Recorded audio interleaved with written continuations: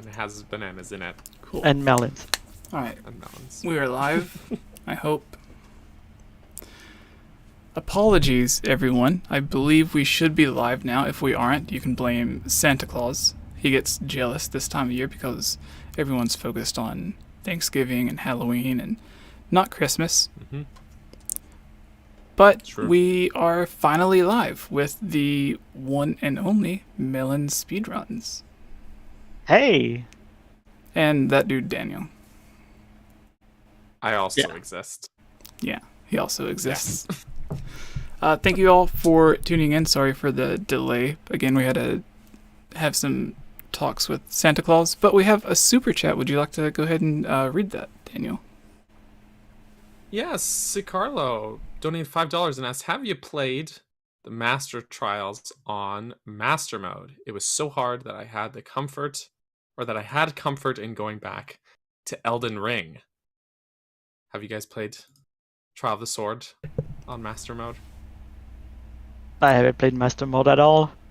Oh, really? Oh, no. No. Oh, no.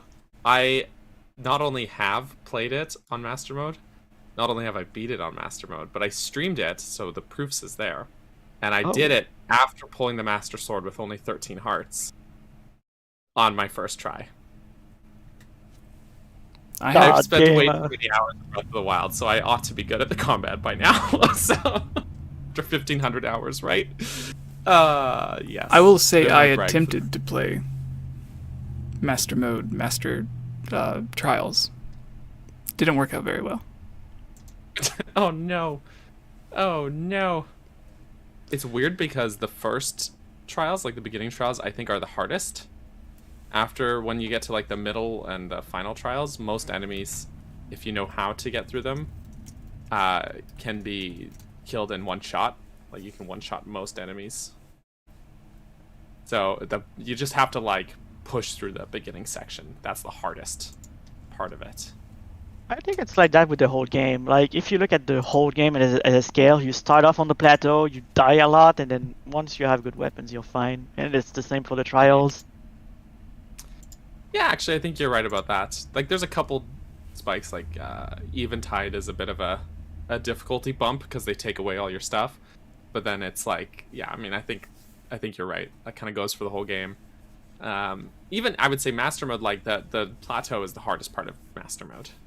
Other than maybe Trial of the Sword, just because it's like you only have 3 hearts and everything hits so hard. Once you have good equipment and a few hearts and everything, then it pretty much ends up being the same difficulty as normal mode. So, yeah. Thank you for the super chat, though, Sicarlo. Appreciate that. Appreciate you, and appreciate everyone for being here. Yes, Jesse. Yes, take us away, my friend. Okay, thank you so much for everyone tuning in. Sorry, again, you can blame Santa Claus, but then he may put you on the naughty list. But we're having the Hylian Gamescast episode 170 right now. And we're going to be talking about all of the Nintendo Direct rumors with Twilight Princess, Zelda Breath of the Wild 2, Wind Waker, some GameCube games, and we have a bit of something that Did You Know Gaming sent us about the retro Zelda game that they said we could talk about on our podcast or a video, and they didn't want to make their video an hour long, so there was some information that they had to leave off because rarely do people, which is what I don't understand, is that people say they don't want to watch like an hour or like a really long video, but then they'll binge watch 10 videos in a row that are like 20 minutes. I don't know. But I understand. I try to keep mine shorter these days as well. And we have another super chat before we jump into all of the news. Do you want to take that one as well, Daniel? Yeah, Taker610, aka the king of super chats himself. He says, I did beat Master Mode Trial of the Sword eventually, but I admit much anger and cursing was necessary. First set of trials is the toughest. Yes. I agree with that. Thank you for the super chat takers. Always appreciate it. Like I said, super chat king over here. Just always in with it. Love it. I say agreed, but I haven't played it. If you really want to push yourself, then I mean, it's it's fun. I like it. I usually play master mode if I can. So, All right, are you guys ready to begin the first topic? I guess since we were briefly talking about it before we went live, all those Nintendo Direct rumors with the GameCube games supposedly coming to the Nintendo Switch online service, or I'm not exactly sure what it was this time because there's been the rumors of GameCube games coming for a long time. So, can you fill us in, Daniel? Is it coming to Switch Online? Is it games being completely remastered? Or is it more like... You fill us in, Jesse. Okay, fine. You tell me. You tell me. Let me find the specific article then. Good, because I didn't read it. Okay. No, it's like different websites talk about it different ways, so what I found was a bit confusing. I thought you were a bit more caught up on it. Oh. I think they might be remastered. I haven't heard anything about NSO, but we'll see. I mean, NSO would be fine because I think a lot of GameCube games don't look too bad. Like Mario Sunshine, when it came through the 3D All-Stars collection, I thought the visuals held up decently well enough. They're not like amazing, mind-blowing, but well enough. So I mean, like, I think even just bumping that resolution would be totally fine, but that's just me. Yeah. Okay, so it would be fine. Here's the confusing part. Why I was confused, at least. The reason I was seeing different websites talking about different versions of this new rumor was because there were multiple people saying it or teasing it in different ways. There's Liam Robertson, who said, "We're going to do a lot of winning this month, GameCube Nation."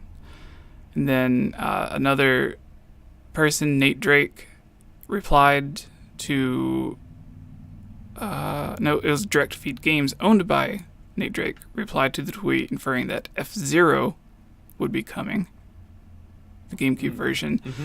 And of course we have the rumors of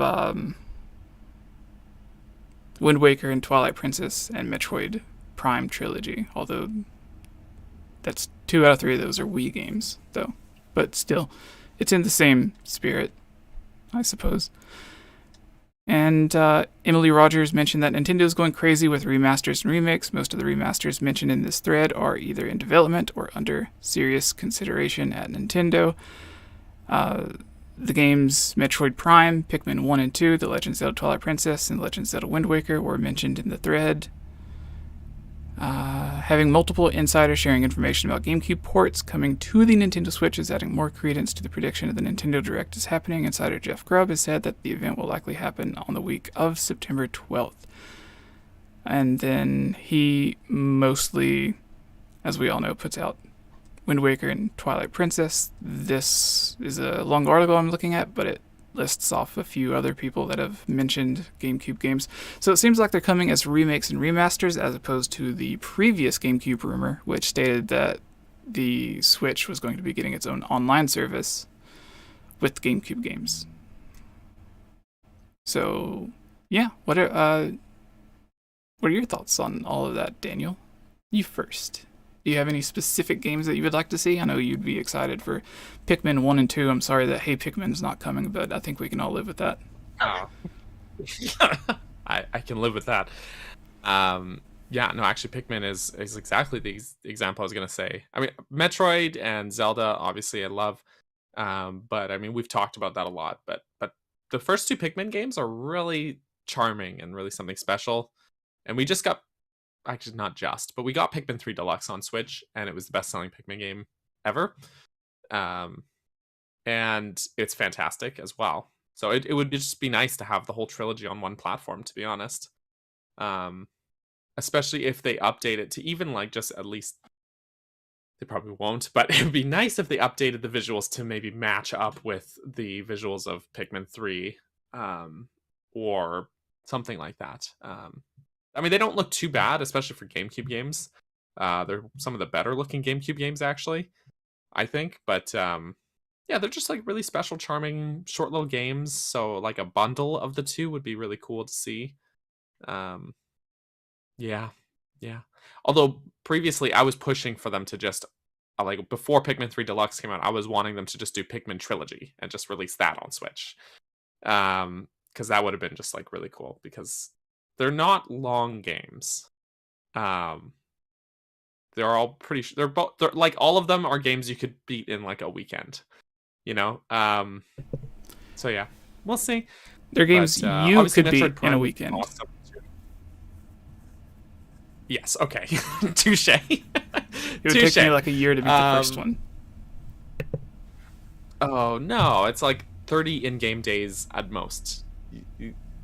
The first game you have like a literal time limit to beat the whole game, so it definitely wouldn't take you a year because the game you would lose before that time is up. But yeah, no, obviously Pikmin, it would be great, and Metroid Prime I think is fantastic. I mean, before Dread, I think it was the best selling in the series in the Metroid franchise, but even still, as far as all Nintendo IPs go, Metroid is always undersold. And the Prime games are really just awesome. And they wouldn't need to do much to make them look good on modern platforms. Because last year I played through the Prime games, and like they all still look pretty good. And they look way ahead of their times. And like Metroid Prime ran at 60 frames per second on the GameCube. Like that's a technical achievement with like no drop frames whatsoever through the whole thing. That was such a technical achievement. So like on Switch, they would be so buttery smooth, and they could add the option for motion controls like Metroid Prime 3 had on Wii, or just stick with button controls, dual stick aiming, maybe a bit of gyro, or like what. There's so many control schemes they could do with it. So I think that would be fantastic. Obviously, the Zelda games too, but I would love to see that Prime especially. So that's my piece. I've said my piece. What about you, Melon? Well, I was gonna ask you if they do remaster Metroid Prime, do you think they could add maybe besides gyro? Do you think they could add maybe more gameplay features to the game, or like maybe a new story item, whatever? It'd be pretty tough because I feel like the Metroid games are very like tightly knit experiences. So in order to like, they're so like, it's like a tight knot, and you got to like pick apart. And in order to add something, they have to like pull apart the knot, throw something in the middle, and then like retangle it. You know, so yeah. I don't know what they could add unless it would be something that's completely optional. You know what I mean? Yeah. Like they could add more secrets, more like health pickups or something like Link's Awakening did for Switch. Maybe something like that. But yeah, I just feel like maybe just some difficulty options would be good too, because especially if you're new to it or you're not used to first person games, because the Prime games are first person, not like Dread, which is a side scroller. So maybe some difficulty options would be helpful for newer players who are just getting into it, and then you could add like a harder mode for people who are really experienced with it. Dread mode. Dread mode. Yeah, actually, you could. Dread Prime mode was mode. a very fun challenge. So Prime mode. Maybe don't call it Prime mode.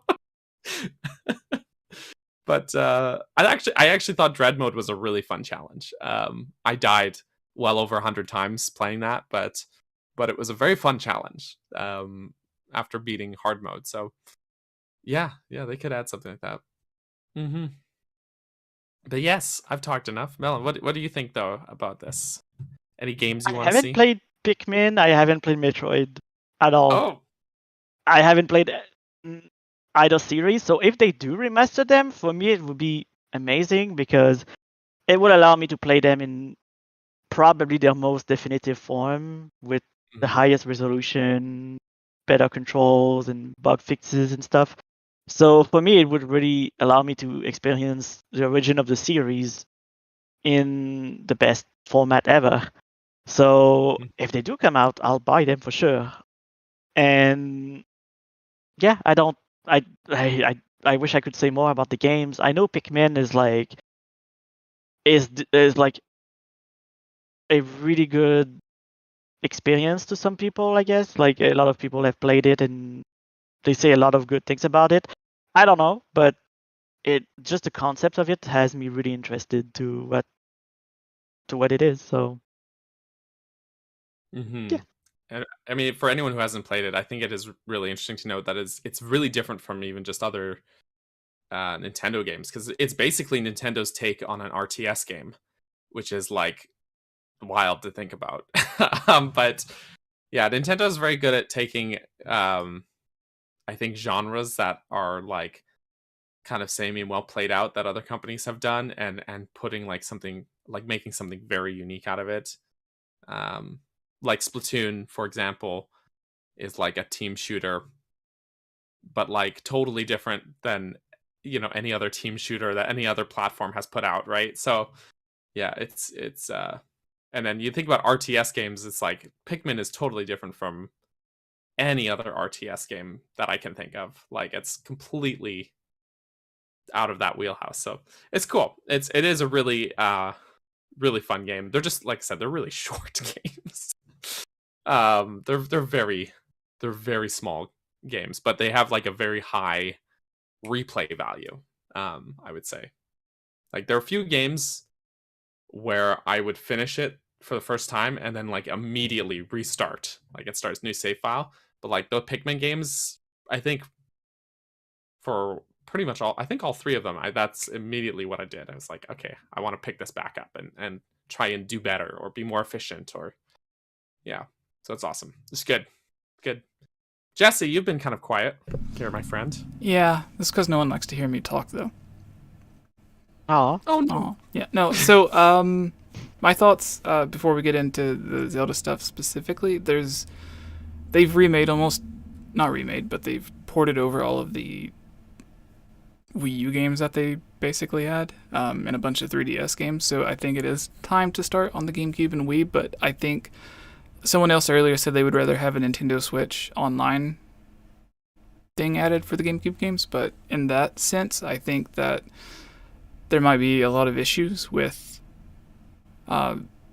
just the way that they had to half emulate and half recode some of the Super Mario All-Stars with Sunshine and Galaxy.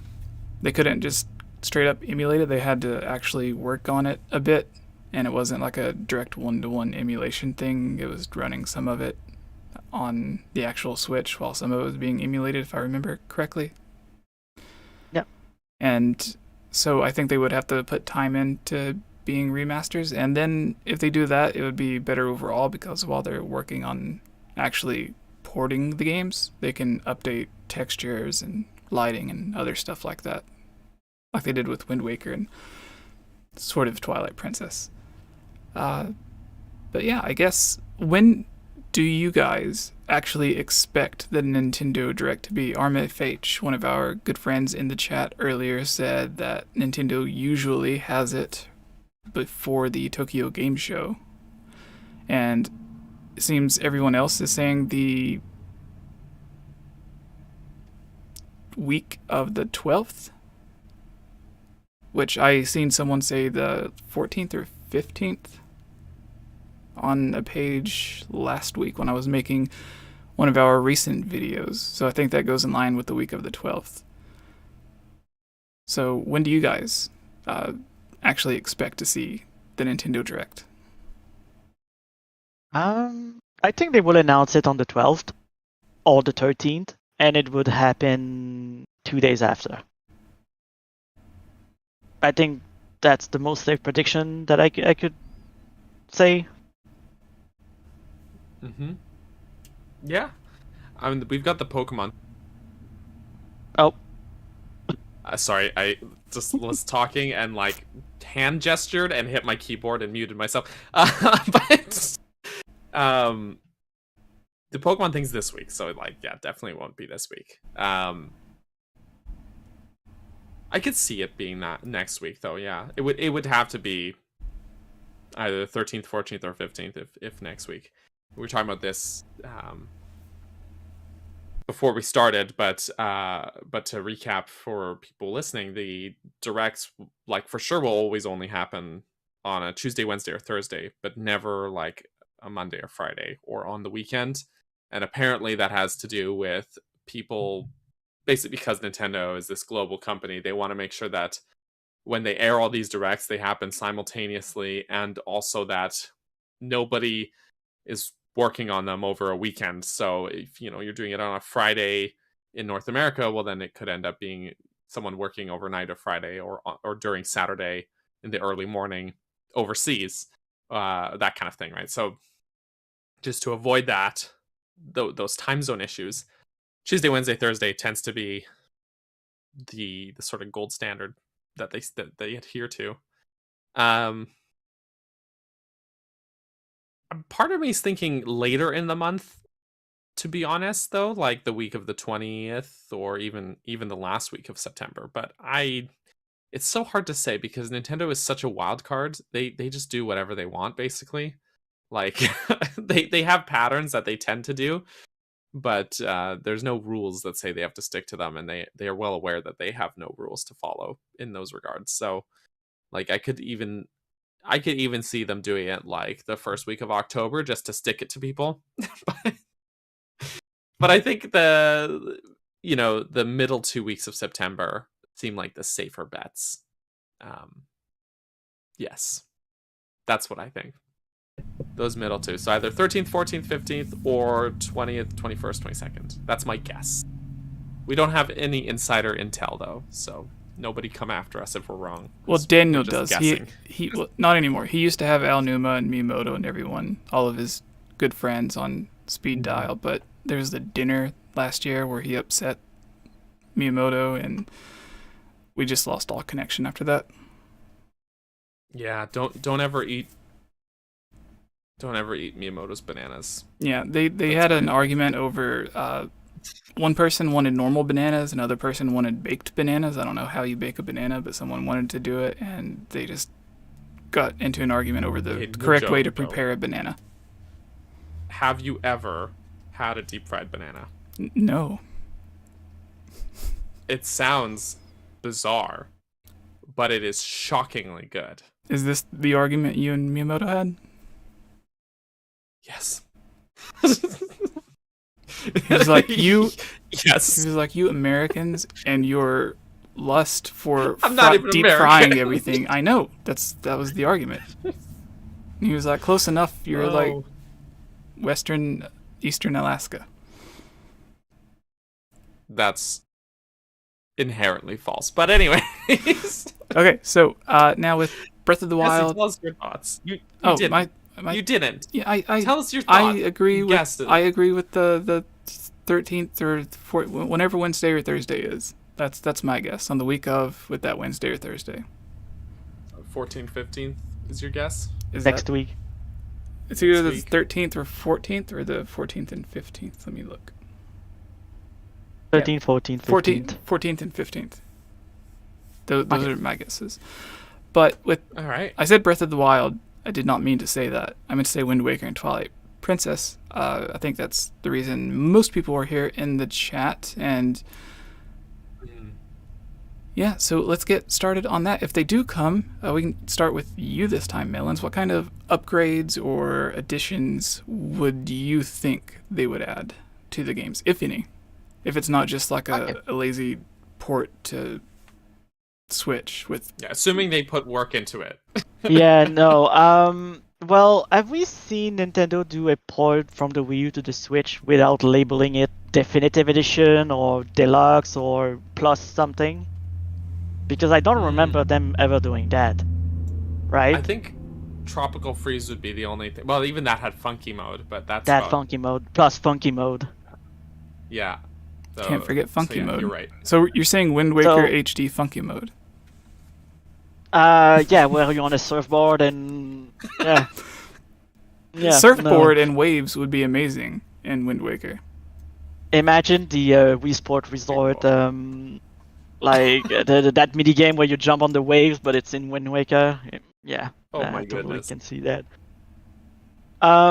But so because Nintendo always adds a little bit of something to every port they do, from the Wii U to the Switch, I believe they're going to call both games, if they're separate, they're going to call them either Definitive Edition or just Deluxe or something, but they will have new features compared to the Wii U version to tell people, hey, those versions are better. And what I think those features are going to be is for both games, we're going to have 60 FPS because both games on the GameCube and Wii and Wii U ran at 30 FPS. So I'm thinking they're going to do the same as Skyward Sword. They're going to boost the FPS to 60. They're going to make them obviously look better than on the Wii U, I feel like. I guess some of the shadow quality could be a bit better for both games. And at least in Wind Waker's case, I can see them adding Amiibo because when the game released, Amiibo didn't exist. So Wind Waker HD is lacking Amiibo support. So obviously they would have Amiibo, and it could be something like Twilight Princess, where you get collectibles and a double damage mode with the Ganondorf Amiibo. And I'm guessing if they really want to do a deluxe version, they're going to add some kind of new mode or minigame. And I was talking with Daniel about it yesterday, but I think they're going to add something with the that's going to relay around the Tingle bottle. So in Wind Waker on the GameCube, you could plug your Game Boy Advance and have a second player play as Tingle and throw bombs at you and whatever. On the Wii U, that was replaced with Miiverse, where you can write something and send it to other players. And on the Switch, Miiverse doesn't exist, so I'm guessing they're going to do something more in depth, where Tingle gives you an item that warps you to a new location. And that new location is essentially going to be like Minigame Island or something, where you can meet other players and stuff, but not interact with them. Kind of like Mario Odyssey's Balloon World, where you have interactions with other people, but not directly. It's all done through a menu. So that's my guess as to what they'll do with Wind Waker. Twilight Princess, I have no idea what they could do. I think Jesse knows a little bit what they could do, so I think I'll let Jesse. Yes. I'll just chime in though. Yes, The Tingle bottle idea honestly sounds so cool. Like being able to, like you mentioned the Balloon World and Mario Odyssey, and I imagine something like that where you can go and hide treasure somewhere around the Great Sea to grapple or hook an it. island. Yeah, and then another player can find and pull up that treasure. I just think that would be like just such a cool way to do it. You that caught really plays into this the player's feeling treasure. Yeah, exactly, and then they could leave a message or an item or something like that, and I think that would just be a really cool way to do it with that like really feels like it's in universe, like something that really belongs in the Wind Waker. The balloon thing for Mario Odyssey was cool, but it felt like kind of out of place. It's like, okay, but why are we hiding balloons around, Yeah, but like buried treasure, it like feels like very okay, like it feeds into the vibe of Wind Waker, I think, really nicely. So I would love to see something like that. Yes, but Jesse, you were gonna go ahead. It's off to you, sir. I just wanted to throw my 2 cents in with that particular topic. Jesse. Yes, I am here. So concerned. I was. You look so worried. I seen a message on the live stream that said something about it not being live, like it had a bug for a second or something, but it looks like it didn't go out. It was just like a weird thing on my end. So with the Wind Waker, I think that's a great idea for the chests. I did do a couple of videos a while back that was like if it was giving my thoughts on if they did bring Twilight Princess and Wind Waker HD to the Switch, it couldn't really be a direct port. They would have to go in and make some changes. So while they were making those changes, what else could they potentially add in? And with Wind Waker, I had a similar idea to you guys. Either keep the Miiverse bottles, but instead of Miiverse, have it like a Switch Online bottles or whatever. That doesn't sound as good. Like but they do in Splatoon, right? Splatoon still has Miiverse, but it's only in that game. yeah. That's true. So Yeah. have it. Except if you go back to Splatoon 1, it doesn't work. Wait, I did that the other day. I booted up Splatoon 1 just to check, and because it was tied directly to Miiverse instead of being its own in-game thing. It's like no posts at all exist. So it's like rest in peace. Rest in peace, Miiverse. I miss you. All right, Jess, go ahead. Yeah, so like keep the whole aspect of the Miiverse bottles, just rename it to online or Switch Online bottles, whatever they want to call it. And then instead of giving messages out to random people on Miiverse, it just goes to people on your friends list that you're already friends with. Or the idea that you had drop like chests or whatever around the place, and then you can just find them throughout. Or maybe like there's a character that'll give you a map that has the spots, like just X's, and then you can go find the chest, and then it'll say who it's from and stuff like that. I think that would be an interesting... charts. Yes. More tingle charts. That's what Wind Waker needs. The 60 frames per The second. old drawing with a kid, like the old kid drawing of the fairies on the chart was amazing. Yeah, and people could still... Sorry, go ahead. No, people could still use at least the Switch in handheld mode to like draw their own maps or messages or whatever, like they could on the Wii U, because they were both touchscreen. It'd be kind of odd to maybe do it on the TV mode. But anyways, I don't know about the 60 frames per second with Wind Waker. I imagine they just didn't do it because the Wii U maybe wouldn't have allowed it. Or maybe like... it wasn't powerful enough. The game already lagged a lot in the C and in 𝗏𝗏, the game would go drop at 10 FPS. Yeah. Twilight Princess, I know a little bit more about because Tantalus went a bit more in depth during their interviews when I was researching to make that video. And they said that they originally wanted to, or they were originally making the game like a complete, more of a remake instead of a remaster, so upgrading the character models, the graphics, everything, the lighting, and then for whatever reason, Nintendo told them to not do that and to make it match with the original game as much as they could while still giving it updates and stuff like that. So instead of giving like completely better models and stuff, they basically reused the same model and then just added better lighting and redid textures and stuff like that instead of a complete overhaul. And then they said that they also tried out 60 frames per second on Twilight Princess, which was their original target, but then they felt that they wanted to make the game feel as close to the original Twilight Princess as possible, and I don't believe that. I think, just as Melon said with Wind Waker, there's two spots that come to mind in Twilight Princess. There's the purple mist or the poison fog with the monkey and the lantern when you're trying to make your way to save the other monkeys and get your way to the first dungeon, the Forest Temple. It heavily slows down there because of all the particle effects, and then maybe for the same reason, there's the waterfall next to Zora's domain where the game really slows down. And if it can't handle a waterfall and some fog at 30 and it slows down to 10, then if the game's trying to run at 60, then it's going to be a lot worse. And especially if what they said was true, they were trying to update the character models and everything and make everything look even better, then that means it would slow down even more on top of that. Unless they would have just completely remade the game from the ground up specifically for the Switch, then maybe they could get to like Wii U. Maybe they could have got to like a perfect 30 frames all the time with better models and stuff, but not with the way they were doing that. And I think that was something Nintendo may have said to them because we were already waiting so long for Breath of the Wild and Twilight Prince. Originally, Wind Waker was supposed to hold us over until Zelda Wii U or Breath of the Wild, and then they started Tantalus on Twilight Princess to do the same thing, and I don't think they wanted us to wait like 3 or 4 years to get Twilight Princess when at the time they were expecting Breath of the Wild to come out in like the next year or whatever. Because that was what happened. Like at the end of the reveal trailer for Twilight Princess HD, it said 2015 or 16 or something. like they pushed it back a year or Right. whatever.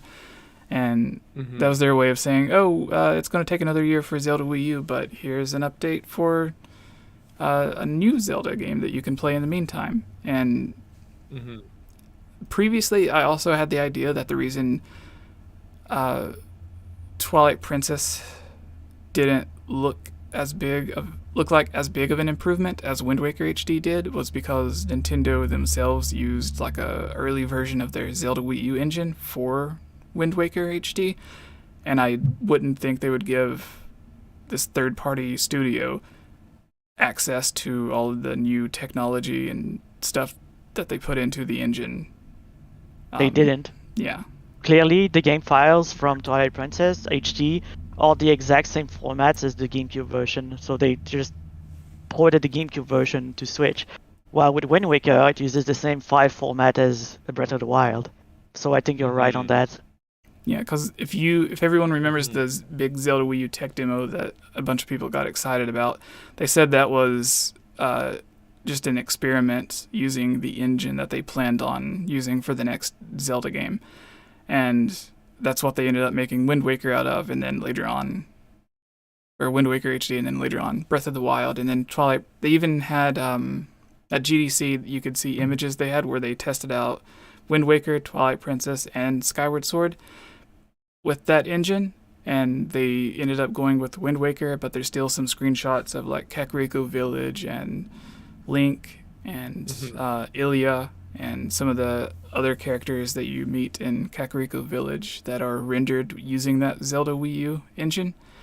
And it looks great, a lot better than the Twilight Princess HD that we got, and it's just funny how they said this is what Twilight Princess could look like if we remade it for the Wii U. And then whenever they did bring Twilight Princess to the Wii U, it just looked the same as the original, but with, like the bare minimum or whatever.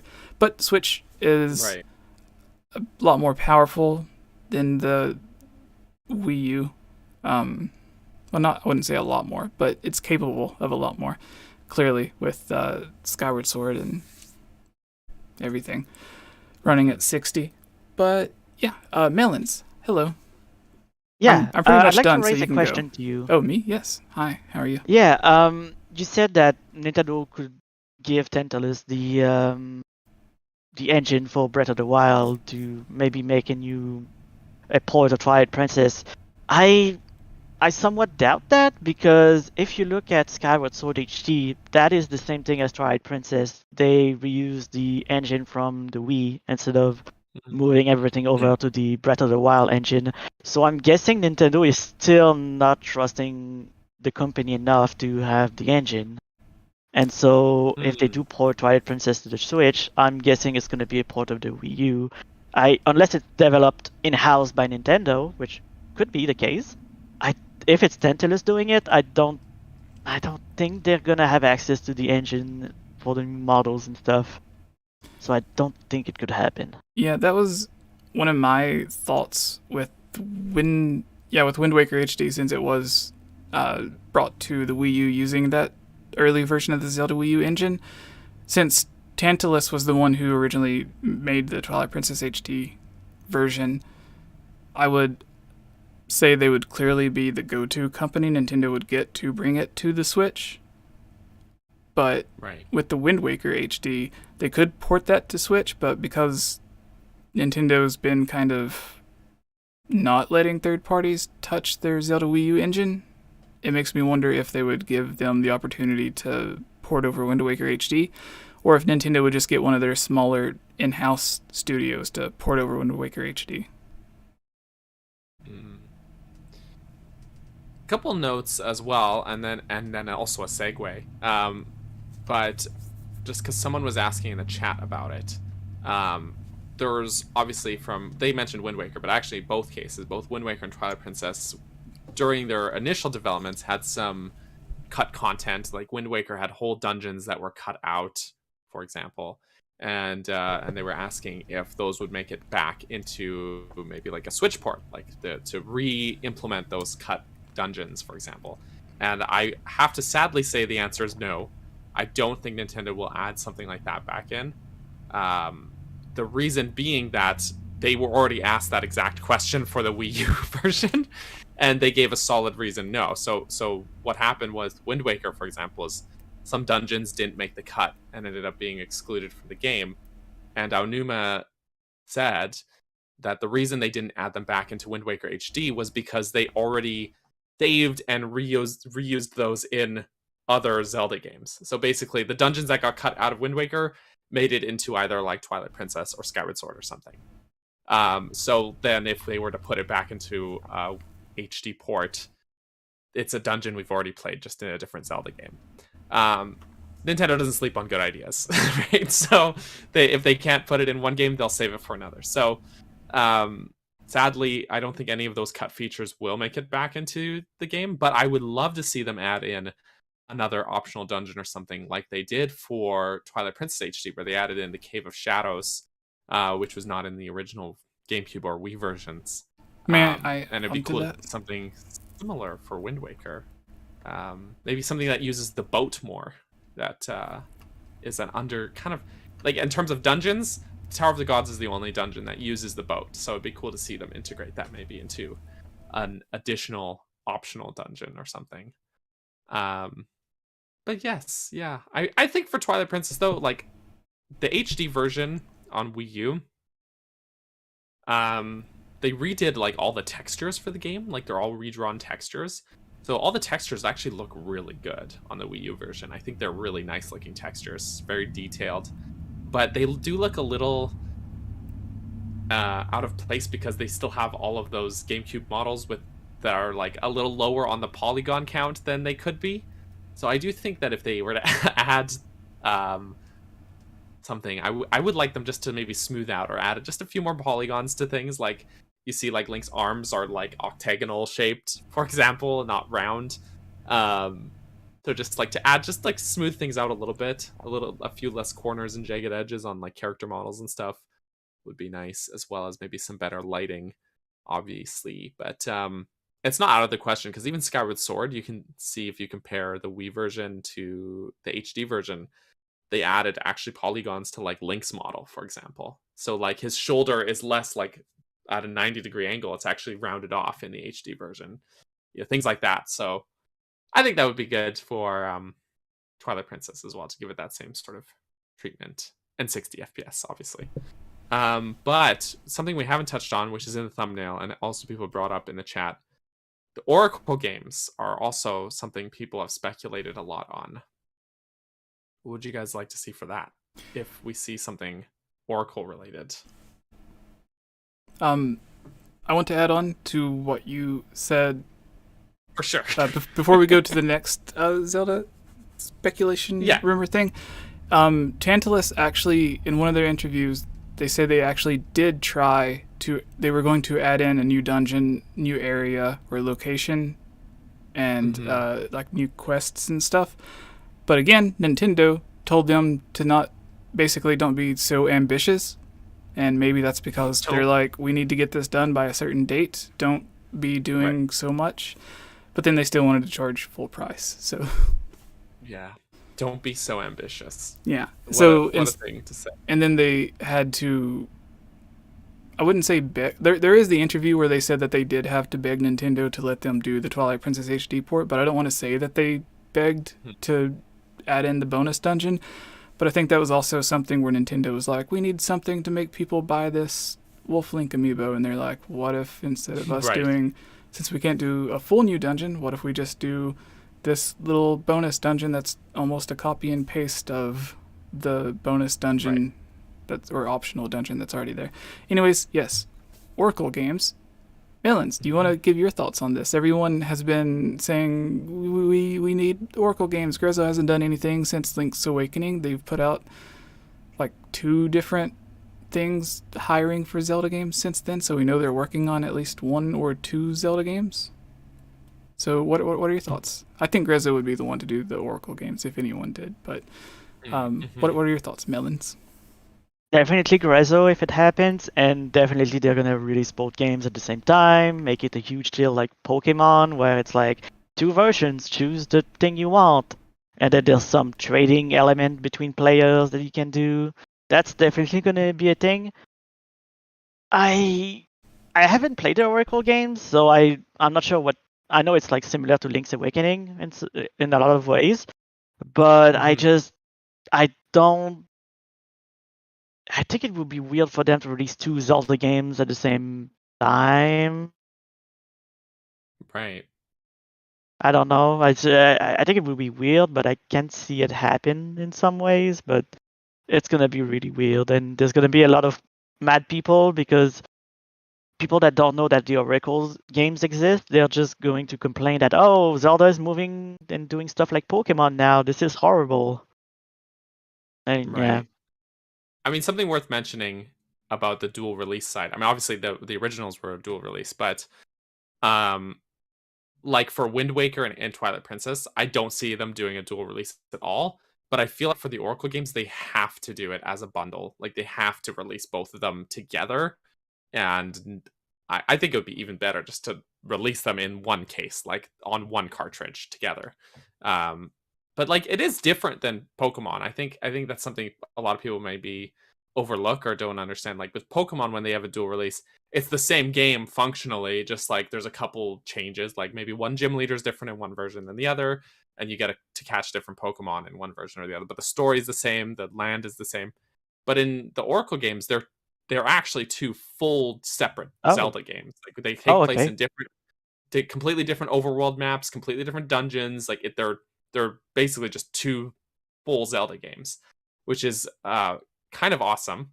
I don't think we would ever see the lost 3rd Oracle game because everything that they had worked on for that, same reason as the Wind Waker thing, everything they worked on for that, they ended up just like shuffling into the 2 that they already had. So it's not like there's just some random Zelda game sitting on someone's desk somewhere that's, waiting to be released. So those dungeons and puzzles just got incorporated into the other 2 games.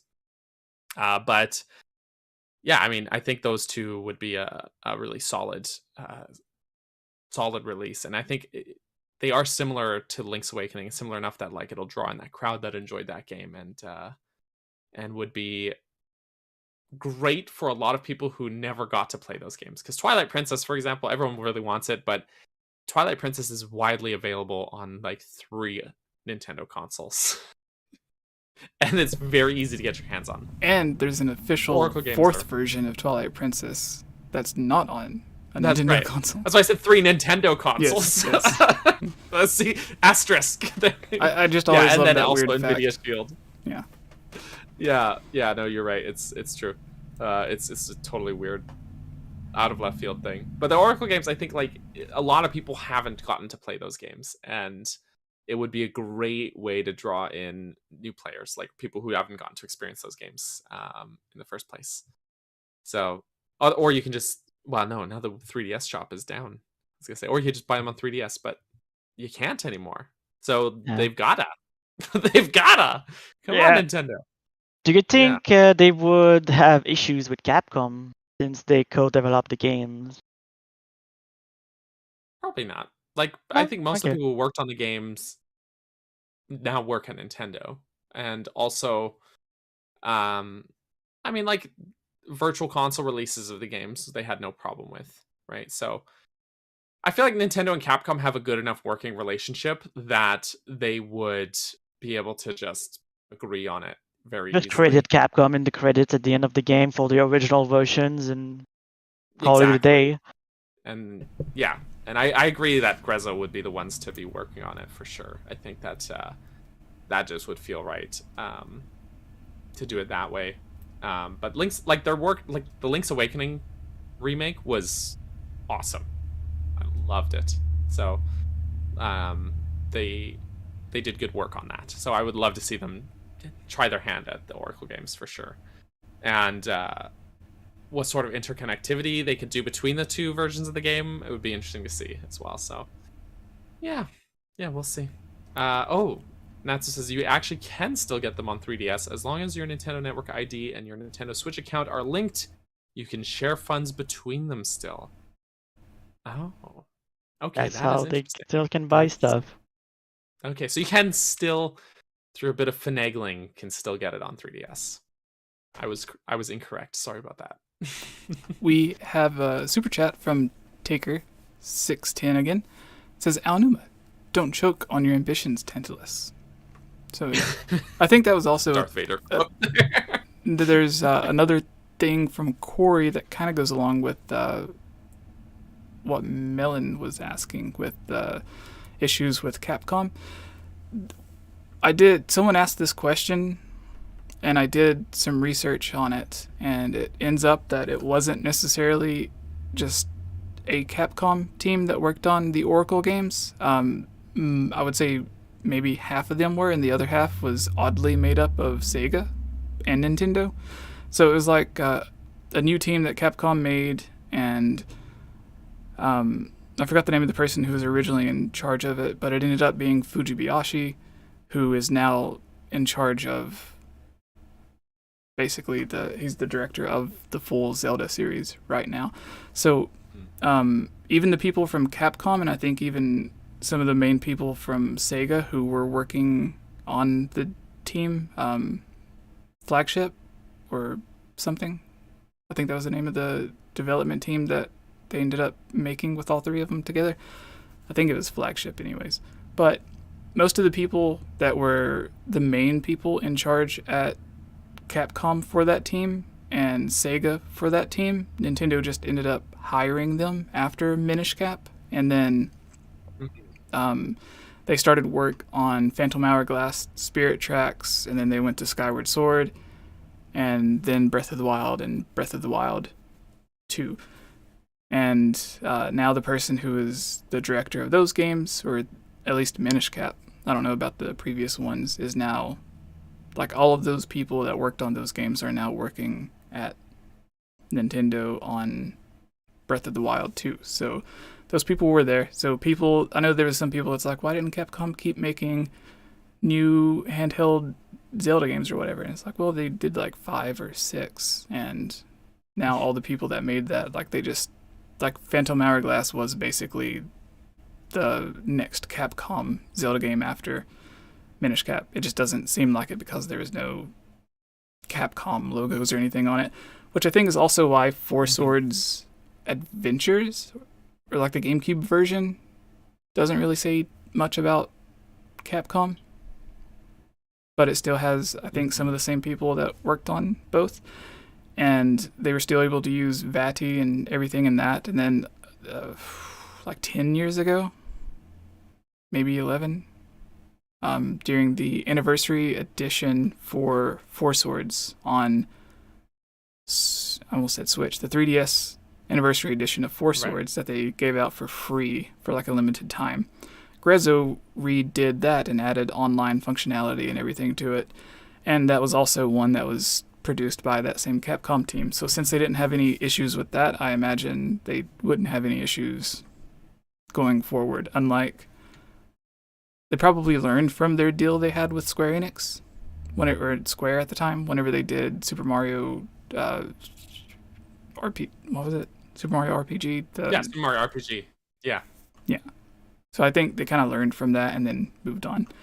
But yeah, that's kind of the same thing as people are like, I want a new Super Mario RPG, and I'm like, that's what Paper Mario is. Mm-hmm. It started development as Super Mario RPG 2, and they couldn't continue holding that IP or like using that term because of Square Enix, so they just changed it to Paper Mario. But they did continue that series, so it's the same thing. But like you said, they probably learned from that, and it seems like they have a better working relationship with Capcom, better lawyers than Nintendo and Square Enix did during the GameCube and the N64 days, for example, when Square Enix jumped ship to PlayStation. So it's a bit of an apples to oranges comparison, but it is always interesting seeing how, because Nintendo is so protective of their IPs, because of probably incidences like that, where when they make a deal with like Capcom or something, I would imagine they would make a deal that would be in their favor to continue, to like hold publishing rights or, the ability to remake things themselves if they wanted to. I imagine so, at least. We're just speculating. But I should mention as well, because someone's going to comment on it. So for those watching and listening, people are going to be like, Twilight Princess HD is not going to come because the Tantalus CEO said in that interview that they're not working on it. We should mention that, of course, he said that because NDAs exist. If any developer says they're not working on a project, that doesn't mean they're not working on it. That just means they're not allowed to talk about it at best. You know, may I remind they you? could not be working on it, but they very well could be, and under NDA, and have to legally have to tell you no. You know, yeah. May I remind you of the DS Lite incident where Nintendo said that they're not working on any DS revision and they won't ever be doing such a thing, and then a week later they announced the DS Lite. Yeah, exactly, and they denied everything. Majora's They denied Mask everything. 3D, everything. Yeah, Majora's Mask 3D. They said they were not working on it, and then of course it actually happened. They said they were not working on Skyward Sword HD. What do you know? We got it 2 years ago now, or last year now. So, that was the most recent one, I think. That so yeah. Just because some CEO was asked in an interview and put on the spot and said no does not actually mean no, because NDAs exist, and if you're like, what does that mean? Just Google what is an NDA, and that will clear things up for you. So yes, I just thought I would throw that in there before someone decides to jump in the comments without being knowledgeable on the subject. So yes, Jesse, take us away. Yeah, Anything I think else on this subject? Oracle games? No. I know some people in chat. What I think would. So people in chat are mentioning other 2D games. I think Grezo should be allowed to make their own Zelda game at this point. There was that one sentence around the time Breath of the Wild released where Nintendo said that they still had a 2D Zelda team and they were working on something to evolve what 2D Zelda games are, but that could have been thrown in the trash the next day. Nobody really knows, except Miyamoto, and it probably haunts his dreams, because apparently he's a bigger fan of 2D Zelda than 3D. You know what? That does not surprise me, because he really likes simplicity. You know what I mean? So that him preferring 2D over 3D is not at all surprising. But go on, sorry.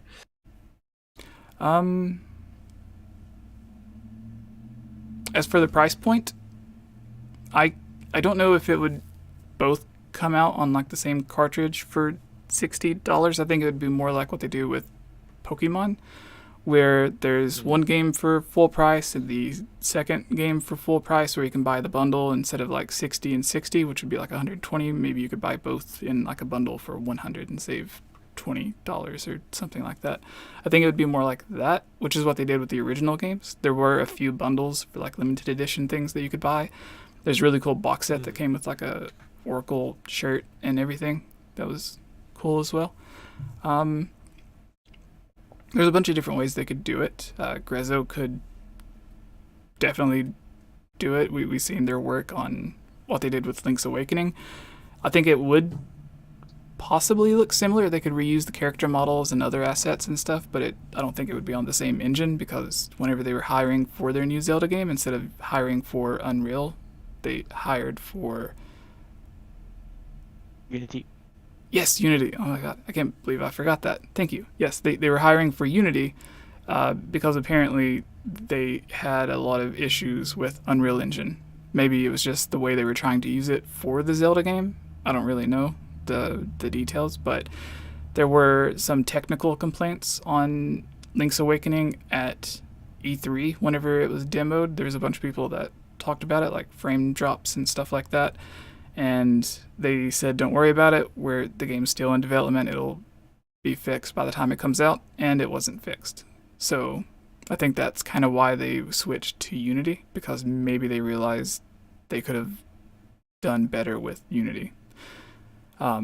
So a lot of people are like, oh, they should remake this using the same engine. That doesn't seem like what they're going to be doing, unless they're just working on two completely different Zelda projects at the same time, one with Unreal or a different engine, and then the other one's the one that has Unity, which they could do. They worked on two Zelda games at once previously, but one was a smaller one, the other one was the bigger one, Four Swords Anniversary and then Ocarina of Time at the same time. And then I think while they were working on Majora's Mask, maybe some of the team was also helping on Triforce Heroes, but I'm not completely sure. Anyways, Breath of the Wild 2, are we ready to move on? Or has anyone got more stuff? Okay, the Breath of the Wild 2 rumors. Everyone, again, is expecting more Breath of the Wild 2 to be coming for this possible Nintendo Direct, but there was some details that I put together on the last video I did. It was like a collection of everything that was found, and some people think that we're not just going to get a trailer or something for Breath of the Wild 2 at this Direct, or that we are going to get a trailer, but later on this year, like in December or in January of next year, there's going to be a full Zelda Direct, sort of like what they did with Splatoon or Xenoblade, followed by some other events like a Nintendo Treehouse where they actually go through and play a portion of the game, like they did the 1 year at E3, 2016, I believe. Whenever it was like Miyamoto and Aonuma and a bunch of people from Nintendo Treehouse that just played through the game like 3 or 4 days in a row for like 8 hours. Mm-hmm. It was glorious. Yeah. So there's a bunch of that. What was it? I think they said that at this trailer, it would end with, or they believe it'll end with the release date and finally the official title.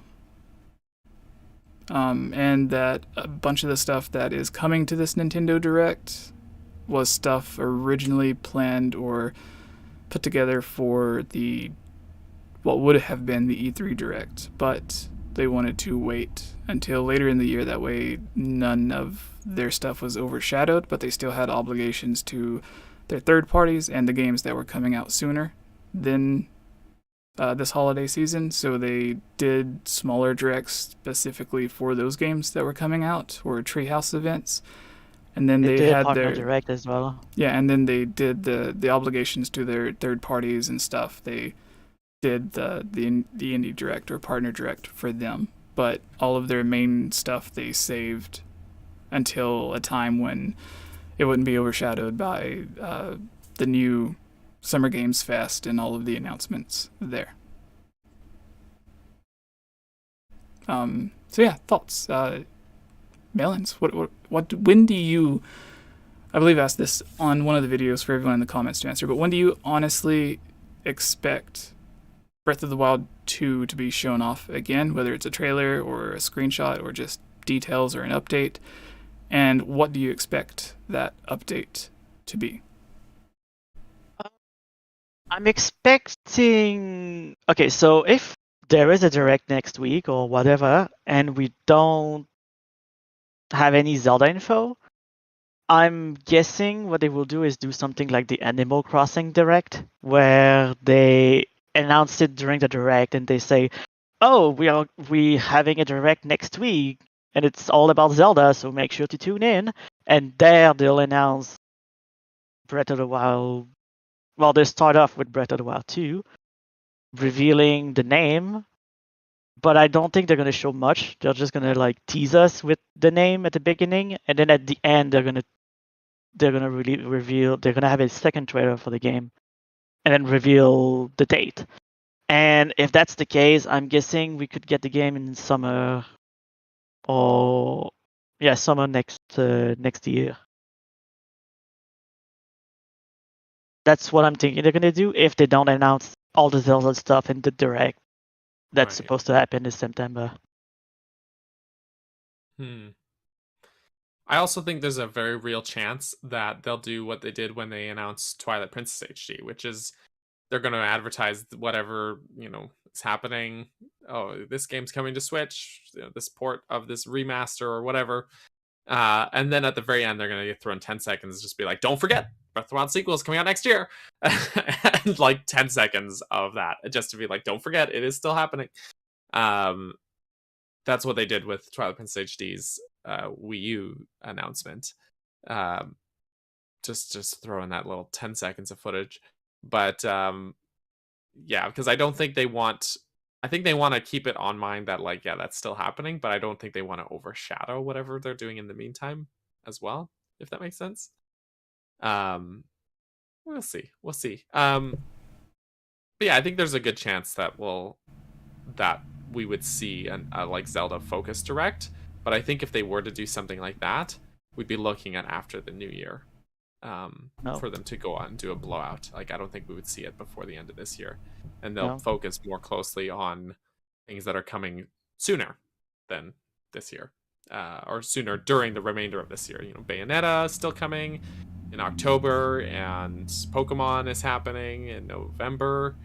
So, they're going to be marketing the heck out of those in the meantime. And then once those are out and have sold well for the holidays, then, you know, January, they'll come out swinging saying, hey, Zelda Breath of the Wild sequel is coming out this year. And then they're going to go, like, all in on it. Then that's what I think, at least.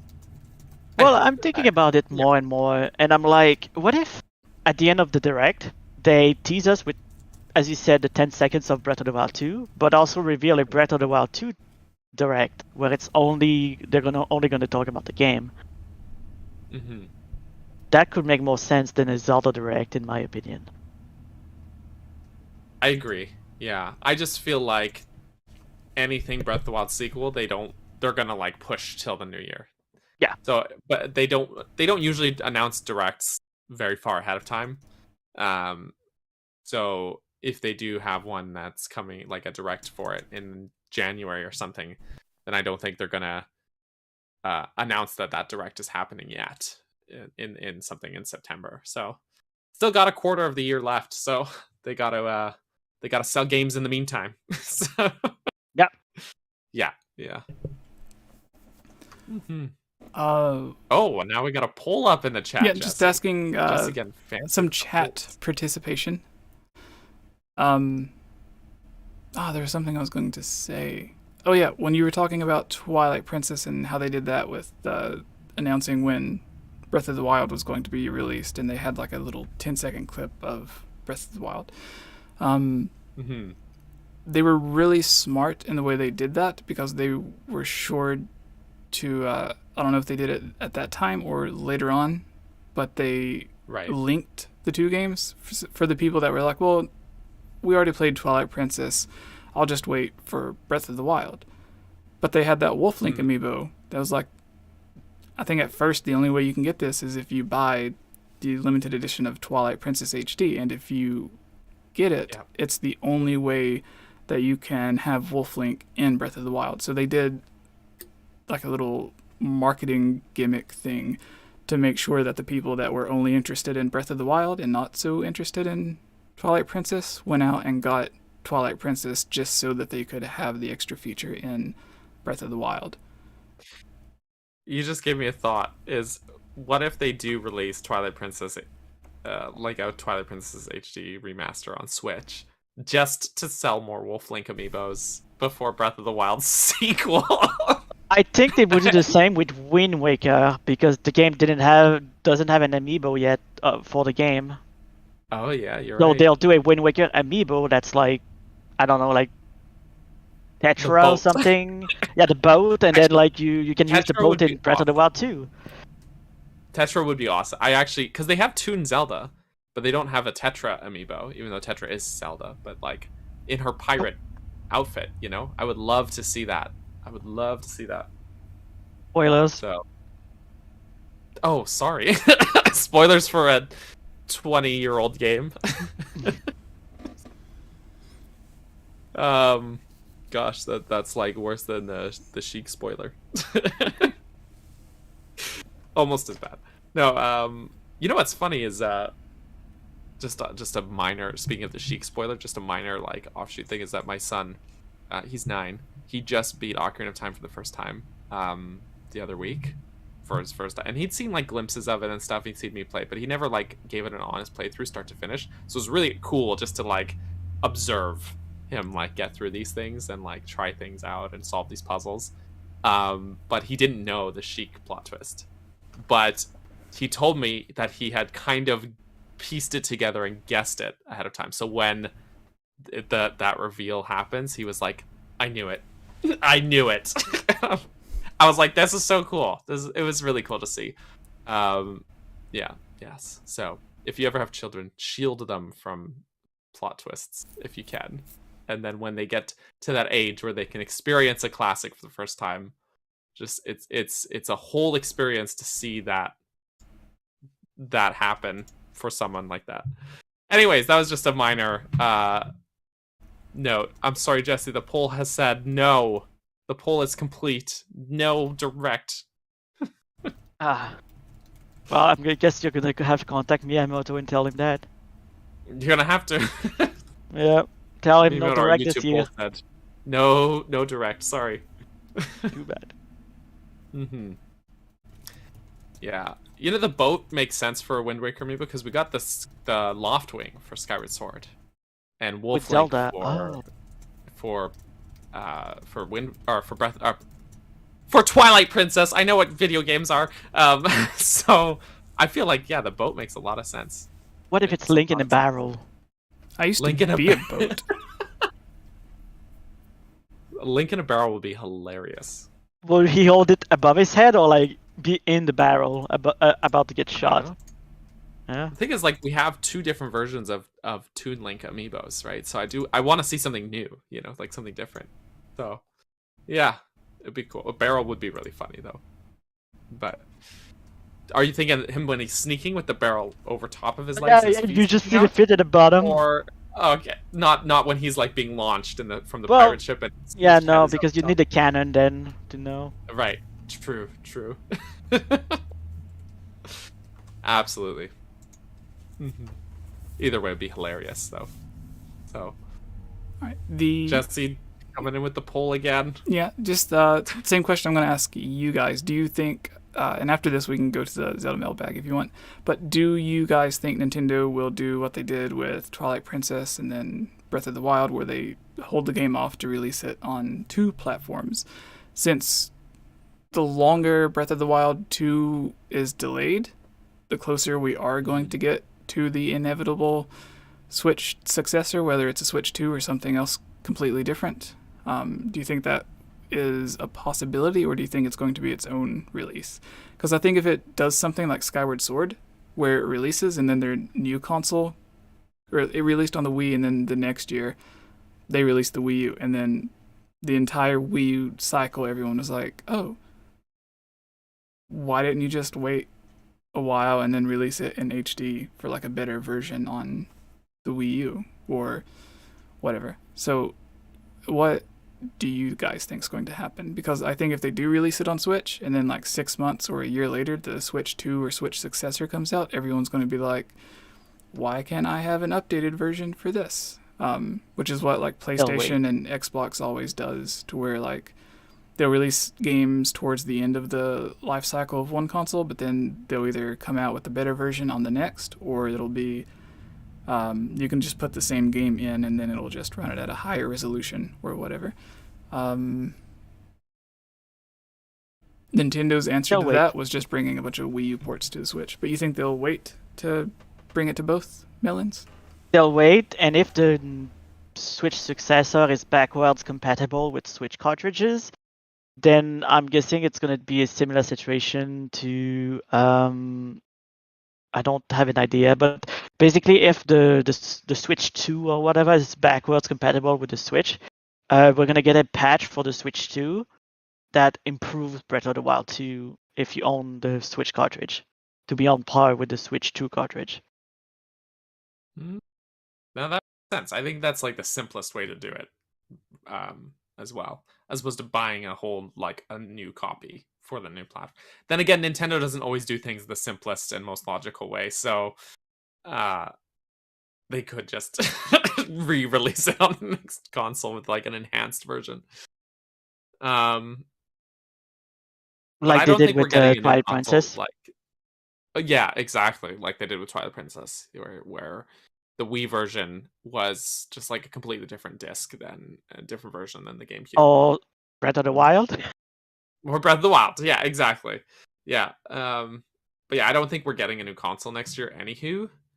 So I think Switch still has like 2 years at least left on it, to be honest, which sucks because I actually do kind of want a new console to come sooner with, a bit more of a something that's a little more technologically uh, powerful, for lack of better words. But I don't think. I think that if there weren't the pandemic happening and chip shortages and things like that going on, that we would sooner. But I think just with all of that happening, that I think the Switch's lifespan has been extended because of those circumstances, or at the very least, that's an excuse to use for it. So, yeah, I think that there's going to be long enough of a time between now, like between this game and that Switch successor, that it might not be necessary at all to release something for the next console. They'll port it though. But If that happens, they'll do yeah. a port and it's gonna be enhanced and everything, and it's gonna be $60. Very likely, yes, a full priced port. Yeah. Yes, yeah, I think you're right. So we'll see what happens, though. I would love to be wrong. By the way, I'm always the first to admit if I'm wrong. So, what do you think, though, Jesse? What's your thoughts on that? I think Nintendo loves their ports, so I could definitely see them releasing it on the Switch first, and then later on releasing a second version for Switch 2 or whatever the successor is. Everyone in the chat is kind of down the middle on it. There's 51% that thinks they will save it for a dual release, and then 48% thinks no. So, yeah. If that's everything on Breath of the Wild 2, are you guys ready for the Zelda mailbag to answer some questions? Yeah. Yeah. Cool. I know to start us off, if I can remember the question exactly. Do you have it? Is it in Discord? I can grab it. Yeah, Shadow to us. He asked it. Oh, it was asking about what we think is the sword question, if you can find it. I want to make sure that I get it correct. Because I mentioned last week. Yeah, I mentioned last week that we answered it in previous videos and we kind of skipped over it. But I thought we could go a bit more in depth this time since I wasn't able to point out the exact video that it was in for him to go and reference, because there's so many videos where we answer questions or briefly touch on something, and then but Melons, what do you think's going on with the? No, wait, Daniel, read the question, and then Melons, you can take it first. Right. Actually, Shadow Toes has 2 questions in here, but this one is, they just asked, what do you think happened to the Master Sword to make it look so deformed? Okay, well, I think it's people are like theorizing that because Link lost his hand, like Master Sword got corrupted or something. I think it's way more simpler than that. I think Link's hand gets corrupted, so he like drops the Master Sword into like grudge or malice and stuff, and that's how it gets all corrupted. I think it's just something as simple as that. Yeah, I mean, we always see we saw in that trailer where the Malice, like, he's holding the sword and the Malice shoots up his arm and he's like wincing in pain, and I think it's as simple as that. Like, that at that point, because he's holding the sword when that happens, that it just like damages the sword because you cannot throw the Master Sword in Breath of the Wild to throw it in Grudge. So yeah, exactly. So like you said, I think it is something pretty simple. I think it is like a deliberate and maybe cunning move by Ganon to try and get rid of the one weapon that can like really kill him, other than maybe light arrows. I can see the shot of the Master Sword just like sinking down, like in the the malice. Yeah, for sure. So yeah, I think pretty simple. Master Quarrel just gets completely melted, and Jesse's leaving. All right. Bye, Jesse. But yeah, I think that a lot of the times, just in general, that our imaginations sometimes we can. I can't believe Melon left too. So sad. You should leave as well. Yeah, I should. All right. Just goodbye. Bye.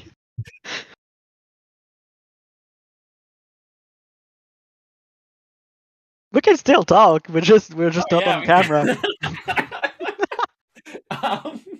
That's the best thing. Yeah, I think sometimes we can get a little wild with speculations. So you know how it is. I think we as fans can sometimes overthink things a little bit, and then very often it is really just the simplest answer is very often the correct one. Yeah. We just have very avid, active imaginations and a lot of enthusiasm, obviously, for these games. So yes, Gotta hype responsibly and. I'm back. Oh my gosh. Oh. I have a tree with me. This is my tree. Okay. Sorry. Jesse comes back at the I same had a time. visitor. Yeah, he's back. Everybody's back. Apparently, we need to stop talking crap about 𝗟𝗵𝗲 because he was really pissed off. He was like, "Why are you still friends with Daniel? No. Don't you know he upset me?" Yeah. So are we still on that question? No, I we think covered it pretty well. Okay. To quickly give mine, if I may. I think the sword. You're not allowed. I didn't hear what you said, so I'll probably just be saying the same thing you said. But I think it's the malice that eats his arm, and it corrupts the sword as well. And then when you see him with the light on his hand, that symbol, and then there's the glowy light thing. Basically, what we did in, I think, Wind Waker, and then Skyward Sword, where you upgrade the sword and it gets bigger and longer and stuff. I think you just have to like reforge it in the different goddess fires or whatever. And while you are doing that, I think they're going to use that malice of him being poisoned as almost. I think I said this once before. Is almost like Majora's Mask timer. No,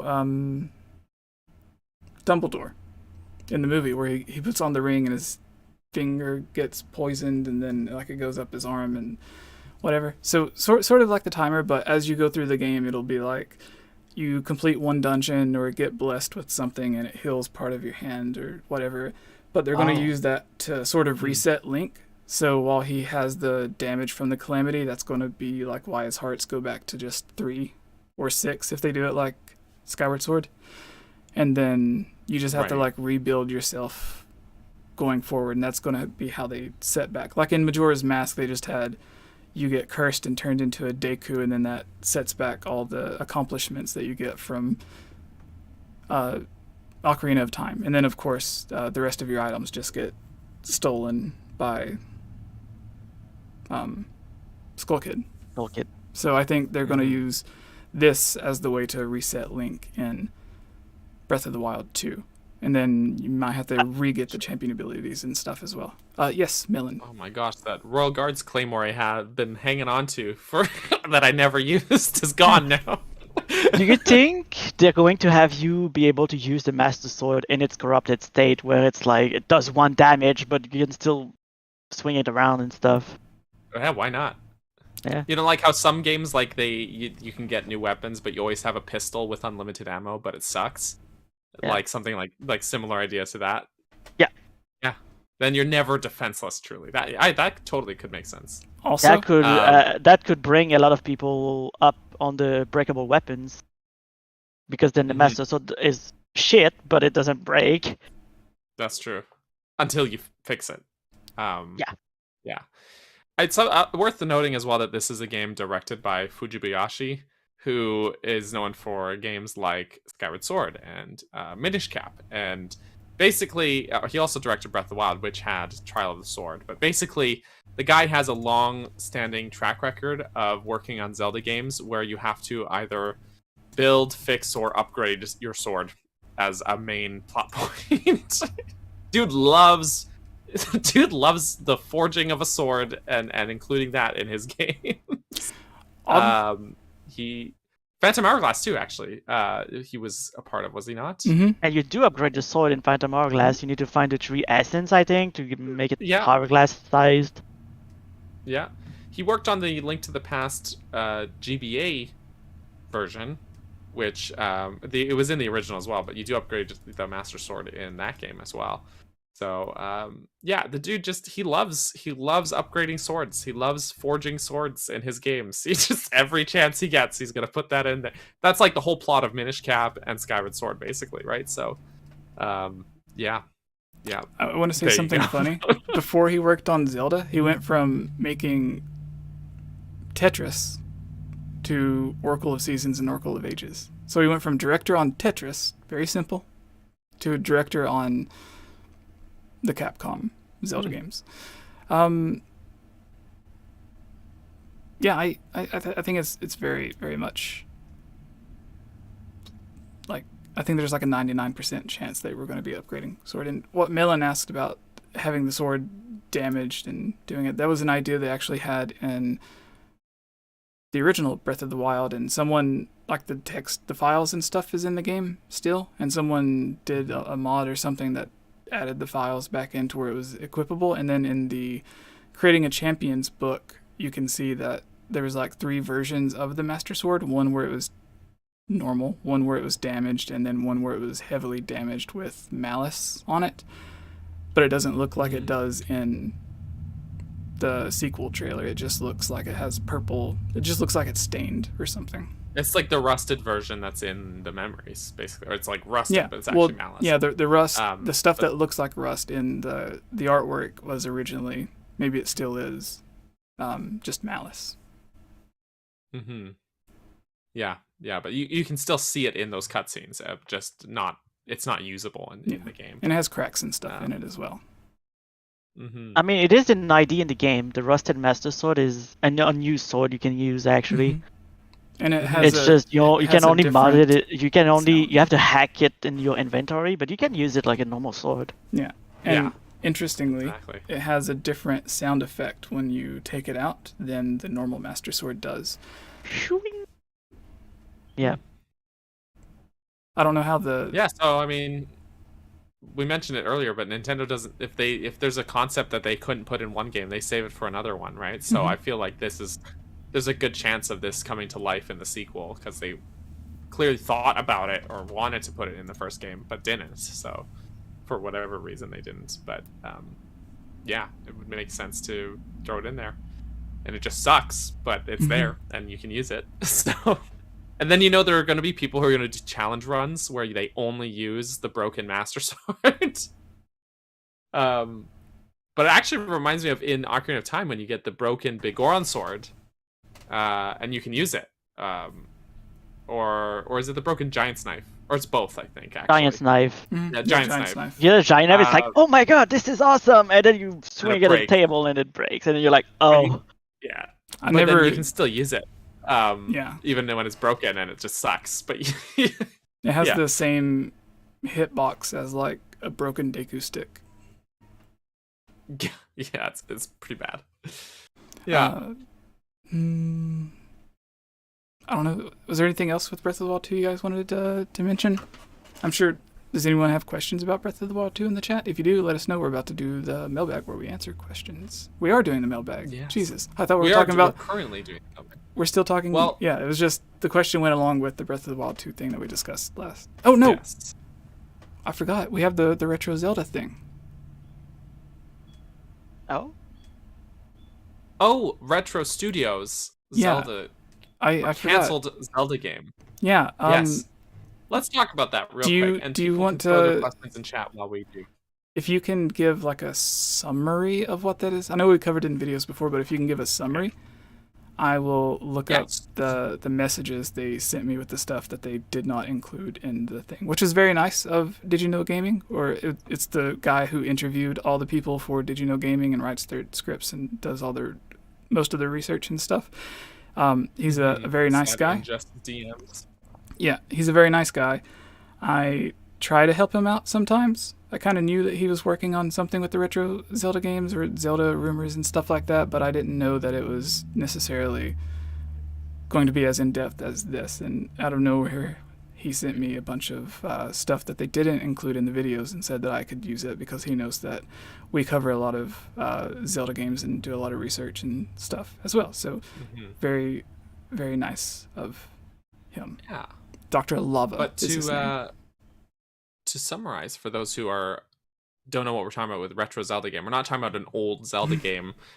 Retro Studios, who are a Texas-based game development studio, they made games like Metroid Prime and Metroid Prime 2 and Metroid Prime 3 and Donkey Kong Country Returns and Tropical Freeze.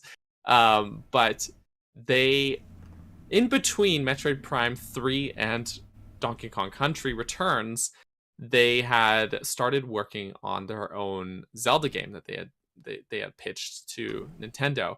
And no one knew about this until a few years ago when one of the artists for the game had basically put online their portfolio with a bunch of concept art for the game.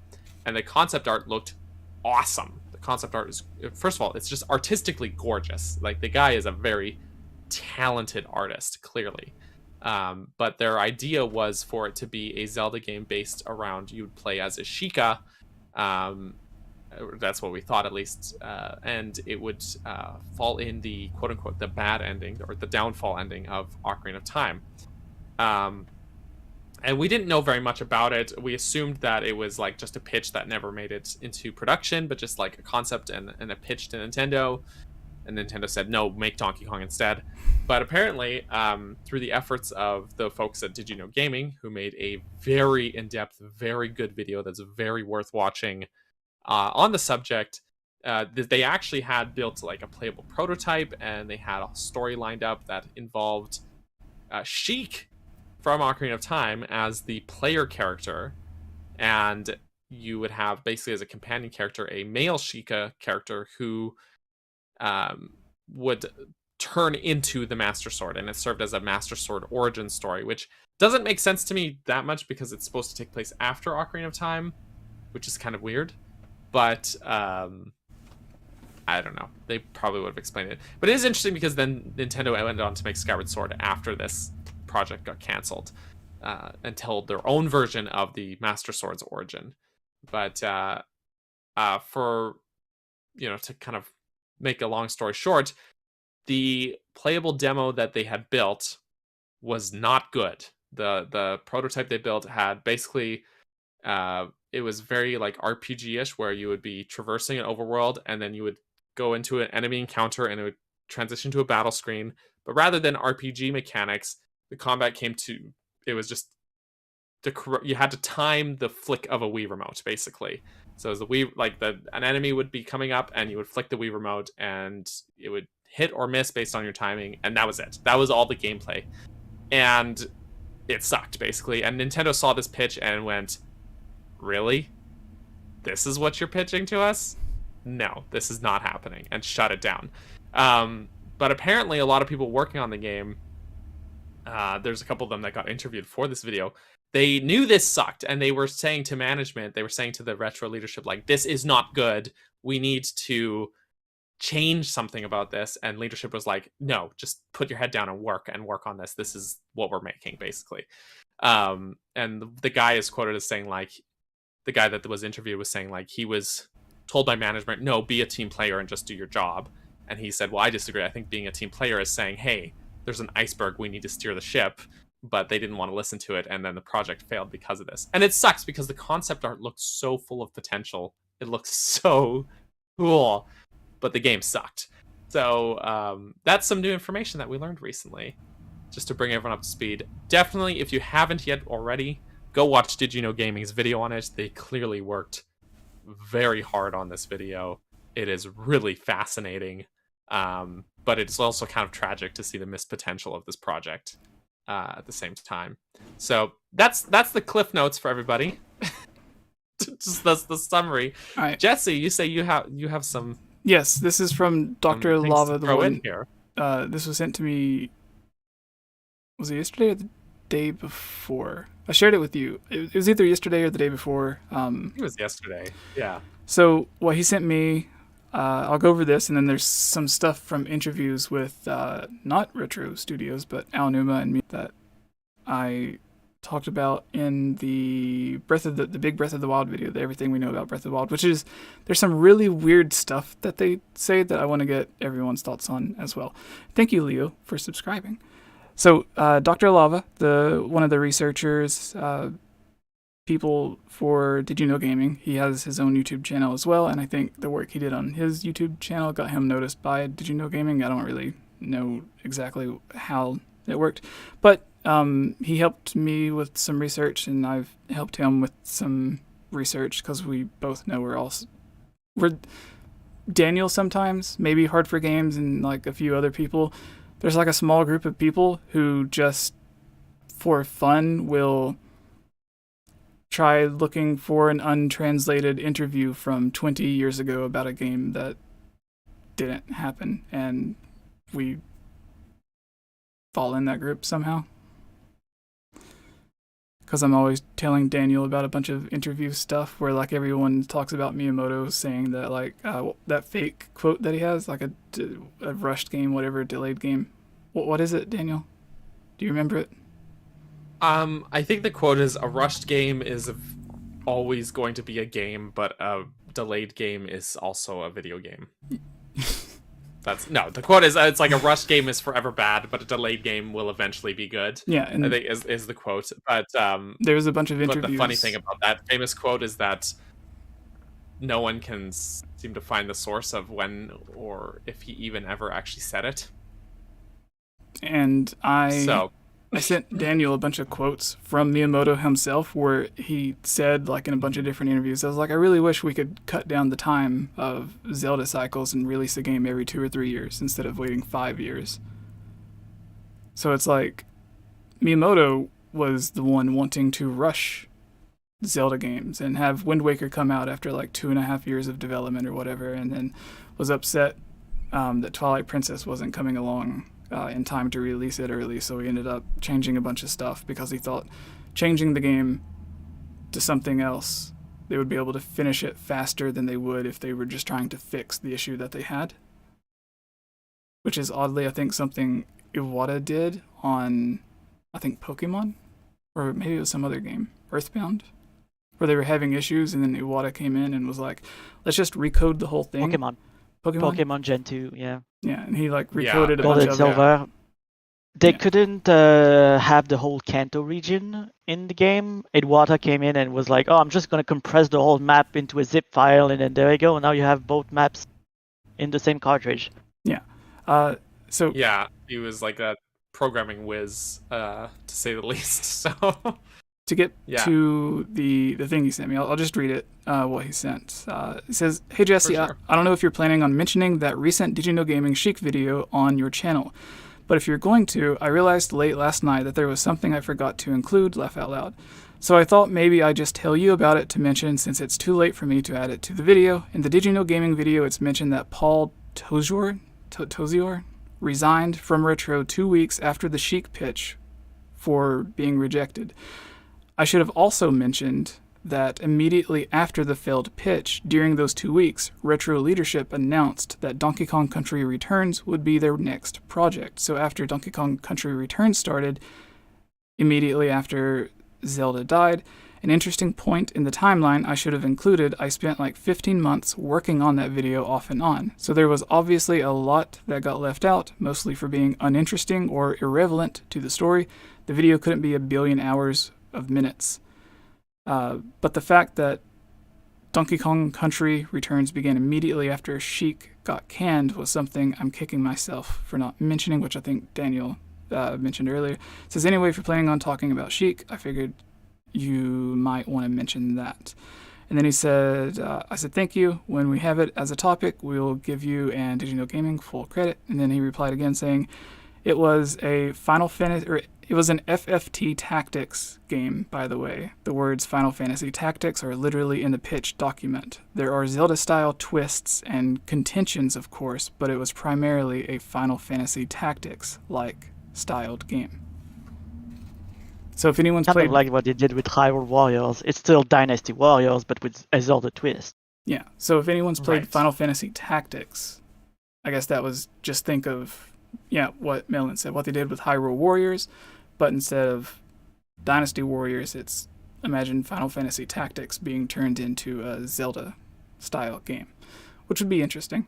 Mm-hmm. It sucks because there's potential in that, you know, and I would love to see a Zelda or a game set in the Zelda universe that like has a side character as like your player character and not have Link in it.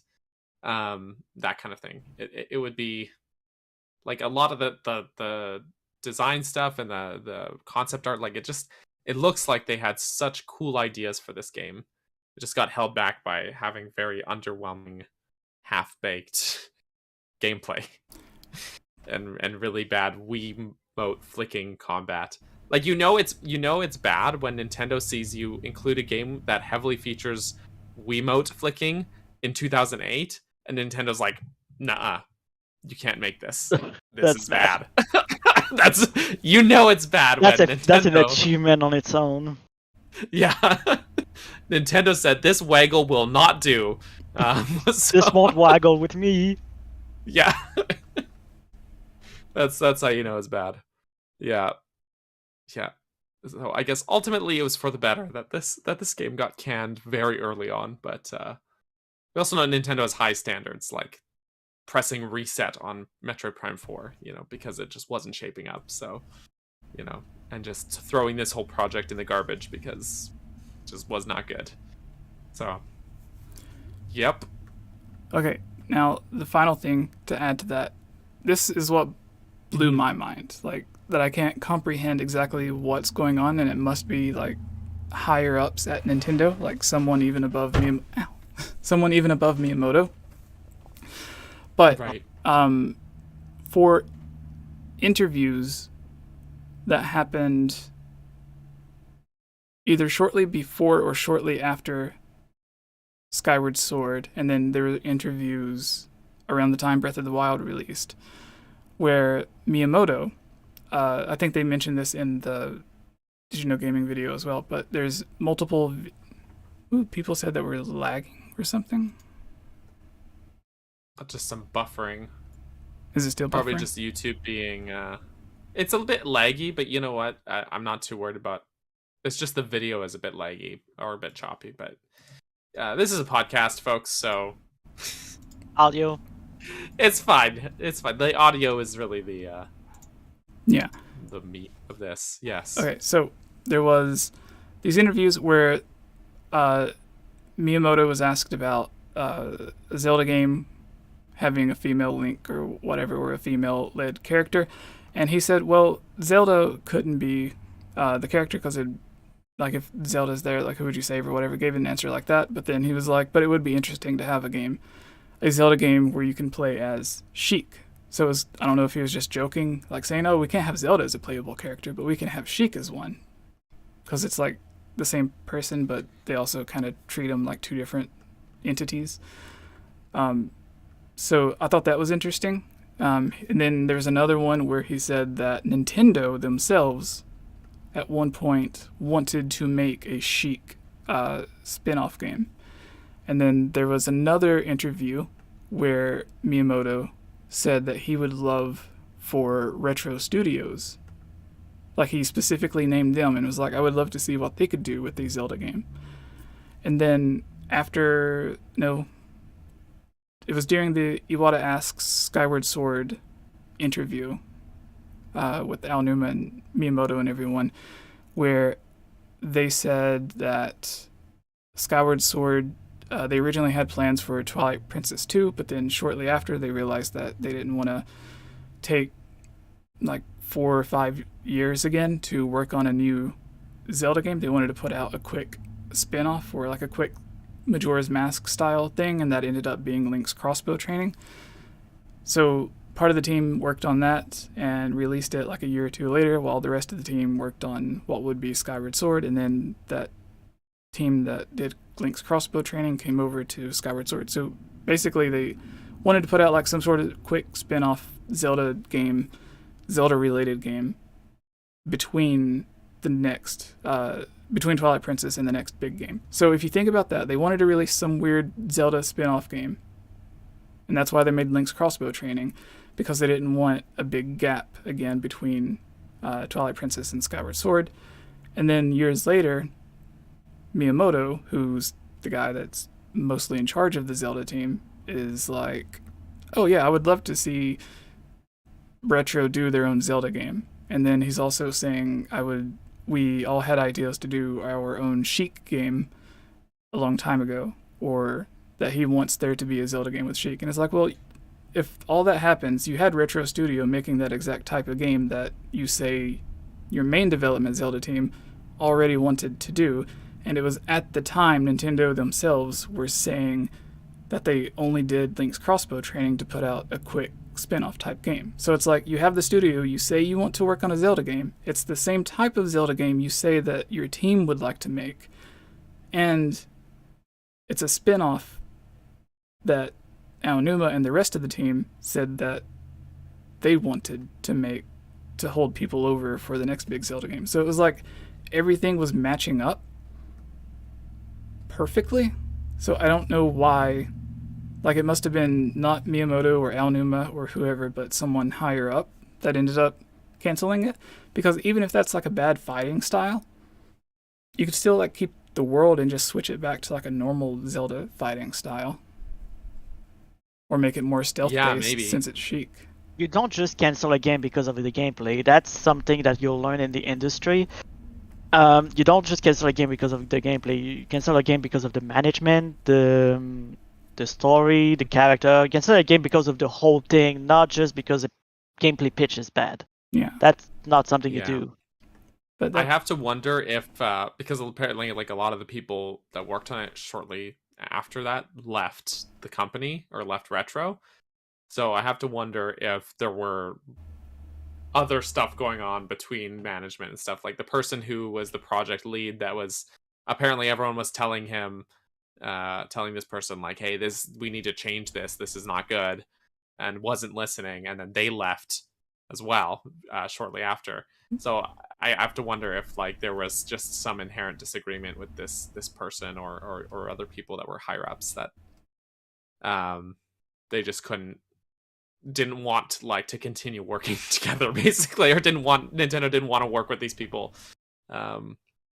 Yeah, I don't know.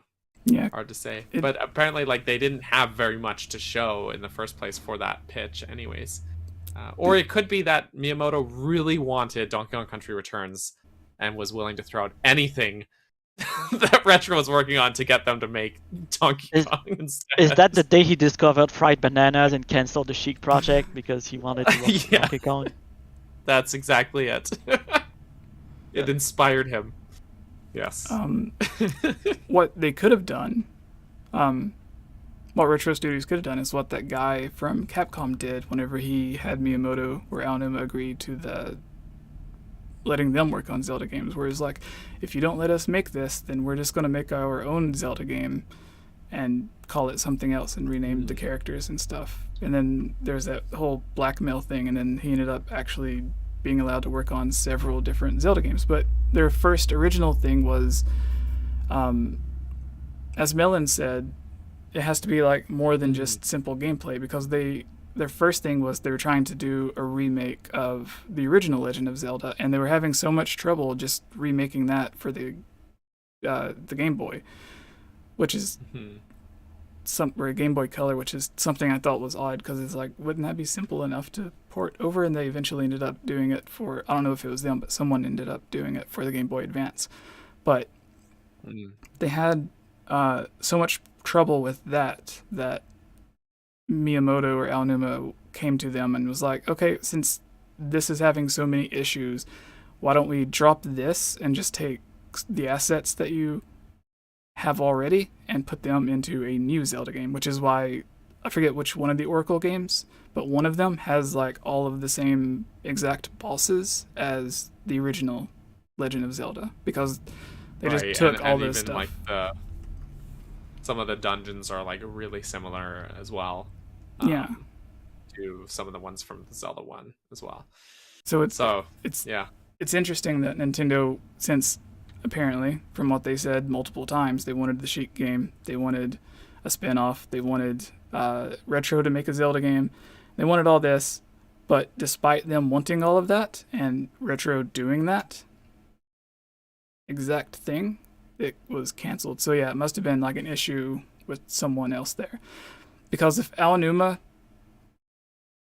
like if someone comes to 𝗟𝗵𝗲 or Miyamoto and is like, hey, I'm blackmailing you to let me work on a Zelda game, and he lets them do it, but then Retro comes in and they're like, hey, we have this thing, and then they're like, well, I think no. there's also a different power dynamic. Like Nintendo sort of has partial ownership of Retro, so they have more of a say. Oh yeah, more of an authority over Retro, right? So they can kind of greenlight or shoot things down if they want to. It also could have been like what you were saying, where it was like Nintendo could have seen that there was issues with like team morale or something.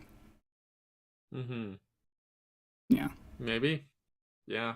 Anyways, I think back to the mailbag. Mailbag! Right? Yes. Yes. It's funny because 𝗏𝗏𝗃 had actually had a second question in the mailbag. But this kind of falls in with one of our topics from earlier. So while everybody in the chat wants to throw in their questions, I'll read this one. So 𝗏𝗏𝗃 has asked if Grezo working on the remaster version of the original Zelda games. I'm guessing they mean NES Zelda 1, but if they are, I can see it being a kind of Mario 2D5 type of game, where they do release it for free for the expansion pack NSO, or you can buy it for $20, just as a side thing. That would be cool. I would love to see Zelda 1 and 2 be remade, but Nintendo is very good about getting those games out there and having them be playable. Like they are on NSO. You have the classic edition, and pretty much every both the Wii and Wii U virtual consoles, they had them day one, right? So I feel like there's more interesting games that are less widely available that they could do, but I still think it would be neat to see more of maybe a reimagining rather than a proper remake of those games. Yeah, but a Zelda 35 would also be cool, because Mario 35 was neat. As long as as long as they don't just kill the game one day. If they're not like they'll do it. They'll do it for sure. I have no doubt about that. They're just gonna press the off switch on that game. Yeah, I'm 100% certain if they do the Zelda 35 or Zelda 40 for the 40th anniversary, they're gonna cut it down just like they did with Mario 35. Ugh, that hurts. Huh? That hurts. Gotta get money somewhere. Oh wait, it was a free game. What? What? That's the weirdest thing. Yeah. Anyways, bonkers. But Jesse, what do you think?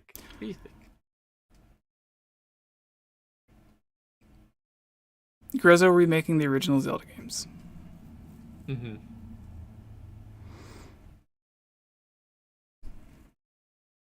I don't think they'll remake Zelda 2 though. No, I think they want us to. Miyamoto hates Zelda 2. Okay. He does.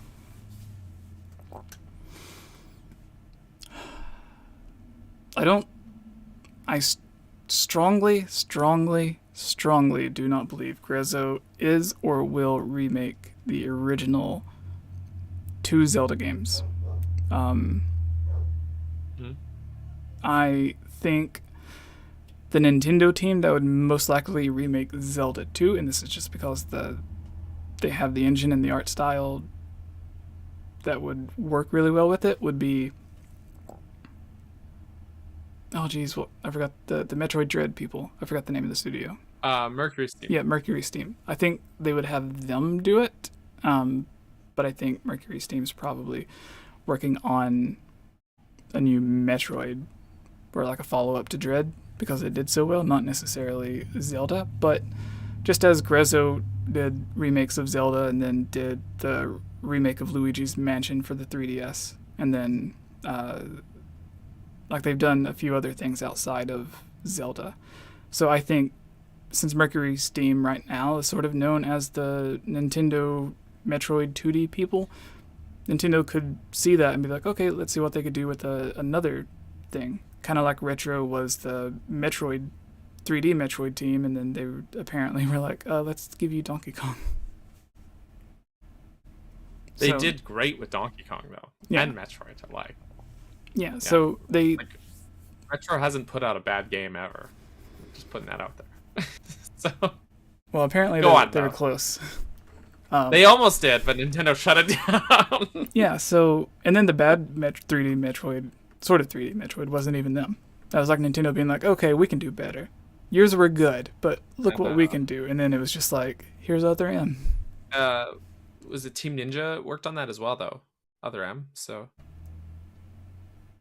But it was under like the original director and stuff, wasn't it, of the series? Yeah. Like it was. They went forward with his plans and ideas and stuff, and it's like you should have just did Prime 4 like that.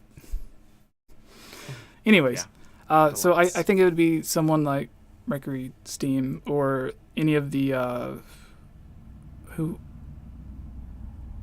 was it, Indie Creates, or there's like 2 indie studios that have done really well with 2D, like HD 2D games, not Zelda, but just their own games. And they've came out and said that they would love to remake Zelda 2.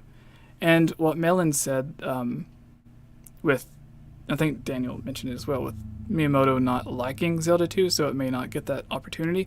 But I think that's more of a reason for them to want to remake it, because like with Majora's Mask, even though most of the fans don't agree with the changes they made to Majora's Mask 3D, Aonuma said he was looking forward to remaking it, but also dreading it, because when he replayed it, he's seen a lot of issues that he would have liked to have fixed or changed, which is reasonable because the game was made in like a year, but still it's like he was able to make the changes that he thought would be better. Wasn't necessarily better. So I could see them redoing Zelda 2 and then Miyamoto going back to it and giving the changes that he would have made to it at the time, and trying to like redeem the game as, instead of a bad game, to like a good game or whatever. So I could see him doing that, or letting a different team do it with him being in charge of it, just so that he can fix it the way that he thinks that it should be fixed. And then the original Zelda, I think, could be remade. I would rather it be like a Link Between Worlds style remake, where it has new quests and stuff added into it. The Oracle game was already, or as I mentioned, one of the Oracle games was already like started out as a Zelda 1 remake, but I think they would need to make the world feel less empty, so adding in quests and characters and stuff like that. Because right now it's just enemies in the overworld, and then there's like a few moblins, which would be kind of boring for most people. But so I think it would be more of a Link Between Worlds style remake, where it's like the same world, some of the same bosses, same dungeons and stuff, but it's just got like a new story and everything added to it. Or technically, it's funny you mentioned that though, because A Link Between Worlds began development as a remake of A Link to the Past. Mm-hmm. So yeah, that would be funny. That's just funny that you mentioned that. So yeah, that's how I would see that playing out. I think Grezo could do that. I think Grezo could do Zelda 2 as well. Just because it's 2D doesn't mean a company that's been making 2D games has to make it, because I think whenever they're learning to be developers, they learn of various different ways. And then obviously they did Link's Awakening, which was top-down 2D, and then there was Ocarina of Time, Majora's Mask, which was 3D games. But honestly, I would rather see Grezo take their engine from the 64 Zelda games that they made for the 3DS, and then use that to make like a third Zelda game in that style.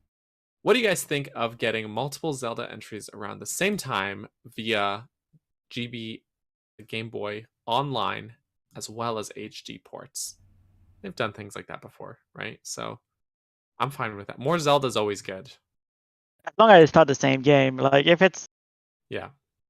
if they release like, let's say they've released Ocarina of Time on the NSO at the same day that it released as a remaster on Switch, then that would have been really weird. But as long as there's like, as long as it's not the same day, like more Zelda is always good. More Zelda is always good. Absolutely. Yes. What do you think, Jesse?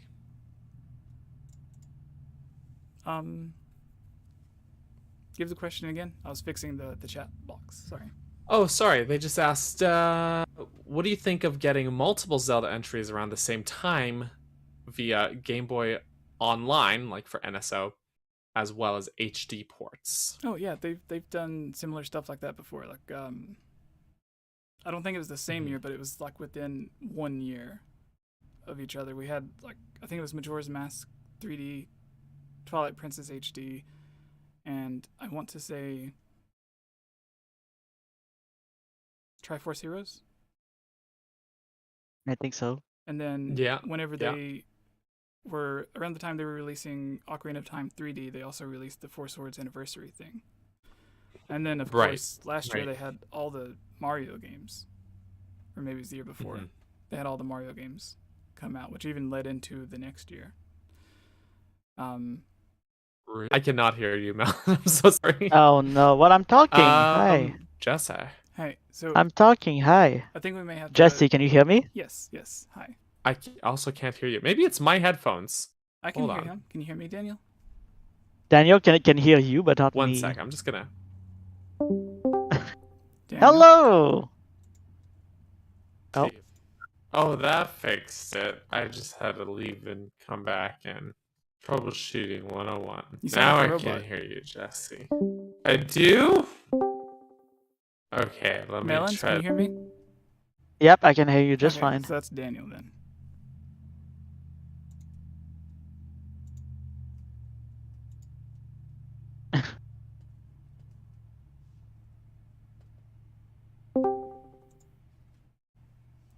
How about now?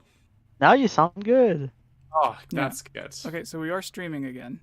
I do want to again say to everyone, sorry. Sorry about that. I'm having some technical issues, but I do want to say that we are back. I think we can answer one more question and then we'll just end it since I'm having some issues. Sure. All right. Well, there is a question here from A.B. James. So there's a rumor that the castle will move around and not just hover over the ground that it rises from. Your thoughts? I have a thought about this. The castle, when it rises, it's not detached from the ground. I think that's something people have overlooked. But if you watch the trailer, it's like it rises, but there's like a pillar of rock, and it's still actually attached to the ground. It's the 𝗙𝗵𝗲 Tower. Like, very narrow pillar. Yeah, or like the 𝗙cie Tower, or the elevator that connects that one shrine or something. But it is. What if the castle itself is just a giant shrine? Right. Pretty much. But the castle is actually, if you look in the trailer carefully, it is actually still attached to the ground. It's not hovering in place. So I think I don't think it's going to move around unless it breaks off more from that, because it's not flying to begin with. It is it's pushed upward, but it is still connected. Mm-hmm. Unless anyone wants to argue with me about that. City in the Sky needed propellers to fly around. That's true. That's true. Although Ganon's castle in Ocarina of Time just floats. So why would you move the castle? What would be the purpose of that? Just for fun. Okay. The game is fun. It's good classic Ganon shenanigans. I love me some Ganon shenanigans.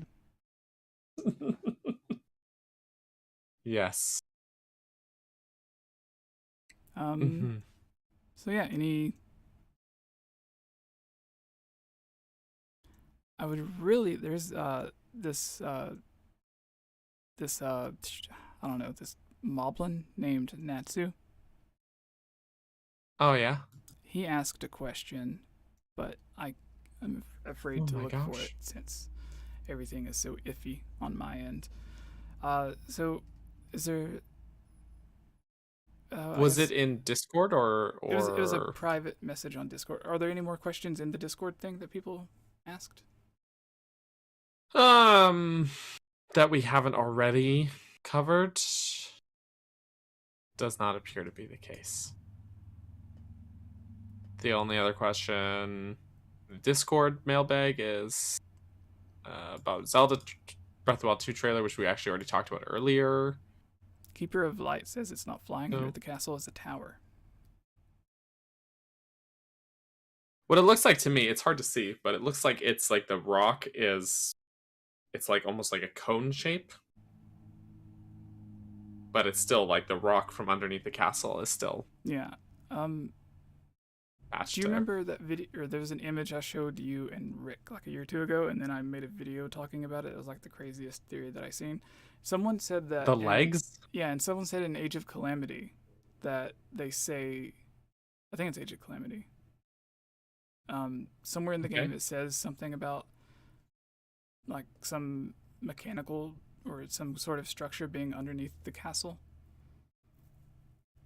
That is mentioned in Breath of the Wild as well, but it's the pillars. Is that what they're talking about? It's the ancient pillars, which rise up when the calamity strikes. So that's already a thing we know about. Okay, so it wasn't like, I don't know, like an elevator. I don't think there's a giant guardian lurking underneath a giant castle-sized guardian.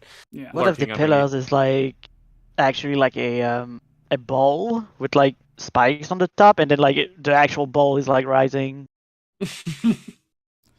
I think. I mean, that'd be cool. I think if there is anything directly beneath the castle, it is that cave with zombie Ganon's body. Yeah. Yeah. Yeah. Nintendo Prime says, "You dare talk about rumors and do not include me. Mutiny." I'm gonna crash Daniel's basement party now. I mean, you need to, like. Apparently, I'm having bad service down here, anyways. So, I think we should wrap it up before you on a tower. Before wrap it up while we can. Yeah. Before Melons. If we go off again, people, I'm sorry. We will not be coming back until next week. But I will have a video tomorrow. I am Game Over Jesse, but the more important thing here is that we have Melon speedruns. Melons. Let everyone know where they can find you and how they may know you. Yes. You've been on the podcast a few times before, I think. But What's so special about this OOT PC port or PC? Oh, well, you see, it's 60 FPS in 4K and gyroscopic movement with the bow. But Right. yeah, if people want to know more about me and modding games, especially Zelda games, you can find me on twitter.com/MerlinSpeedruns. And yeah, that's where I do the stuff and I post mods. What kind of mods other than was it the Legend of Peach was one you did that was really fun? It was, yeah, but I didn't finish it because I just got bored of modding OOT back then. Fair But enough. yeah, I just make a bunch of stuff. Right on. Daniel. Me? Oh, well, I'm Daniel. You may know me as 𝗵𝗃 𝗵𝗃𝗃𝗃𝗃𝗃. And speaking of OOT, I'm going to be streaming that game tomorrow. We're going to beat the Fire Temple. It's going to be fun. So go check out my channel if you want to look at some Zelda games or talk about Zelda games, or if you want to watch 40 plus videos talking about dungeons in Zelda games, because I make a lot of those. So feel free to check those out as well. Because I have a series where we're covering every single Zelda dungeon. It's still a work in progress, so not every single video is made yet, but that's the plan, is to cover every single one. So, but yeah, we're like 42 videos into that series now. And I think they're just getting better and better and better production value and everything as the series goes. So feel free to check me out or just come hang out on one of my fun little streams if you want. But what about you, Jesse? Well, I think everyone's already kind of checking you out, Daniel. So, no. I am Jesse. I have a cool video that I'm working on for tomorrow as well. I want to say thank you, and also I'm very sad at so I did the rumor videos, the past couple of videos that did really, really well, so thank you all for being interested in that. But for the people watching, I would also love it if you would check out the non-rumor videos that I put like a week's worth of work into instead of like one day for the rumor videos, because those are the ones that I really like to do a lot of research and everything for. Yeah, that's it. Just that there are other videos that aren't rumor videos that I put more work in that everyone should go check out. And everyone should go check out Daniel's dungeon design videos, because they're all really amazing as well. And yeah, just the same, he puts tons and tons of work into them. And he also has live streams that don't crash. Often. So yeah. Most of the time. Most of the time, yeah. I had like, you know, a few years ago, if you go back to some of those old streams, there were some pretty bad tech issues, but I've since worked through them, so everything is smooth sailing for now. So, and if you would really like a fun afternoon, evening with a bottle of wine, just drink 3 glasses and then tell Daniel why Majora's Mask 3D is the better version, and then you'll have tons of entertainment. With baked bananas. Yeah, with the baked bananas. With baked bananas. Here's a question, Jesse. How come you don't have a food-themed username? That's... Have you ever thought about that? In what? What are we talking about? What? I'm just saying that you don't have a food-themed username. Oh, yes. Burgers. Why not? Melons. Yes. I'm on a diet. Diet speedruns. I really am. I yesterday I made it below 200, so that's good. Congrats. Remember the first E3 we went to? Probably not then, but at my heaviest I was around 260, and then I got to like 230 for a while, and then it was around 215. But I got back to 199, and I wanted to celebrate with the cheesecake, which is probably not a good idea. That's like pressing Control-Z on your on your progress, but yeah. But anyway, you deserve it. You deserve it.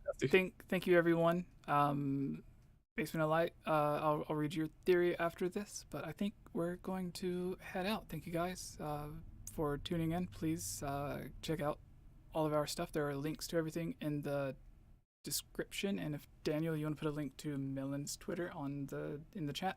Everyone can do that. I will do that right now. And have a wonderful day, everyone. Thank so many people for tuning in. There was 150 people at one point. Even after we dropped out and lagged a bit, there was still like 100 people that ended up coming back in. So thank you all so much. We'll have another podcast maybe this day next week, same time, 1 p.m. Eastern, 11 a.m. Pacific, right? 10 a.m. Pacific. 10 a.m. Pacific, yes. Yes.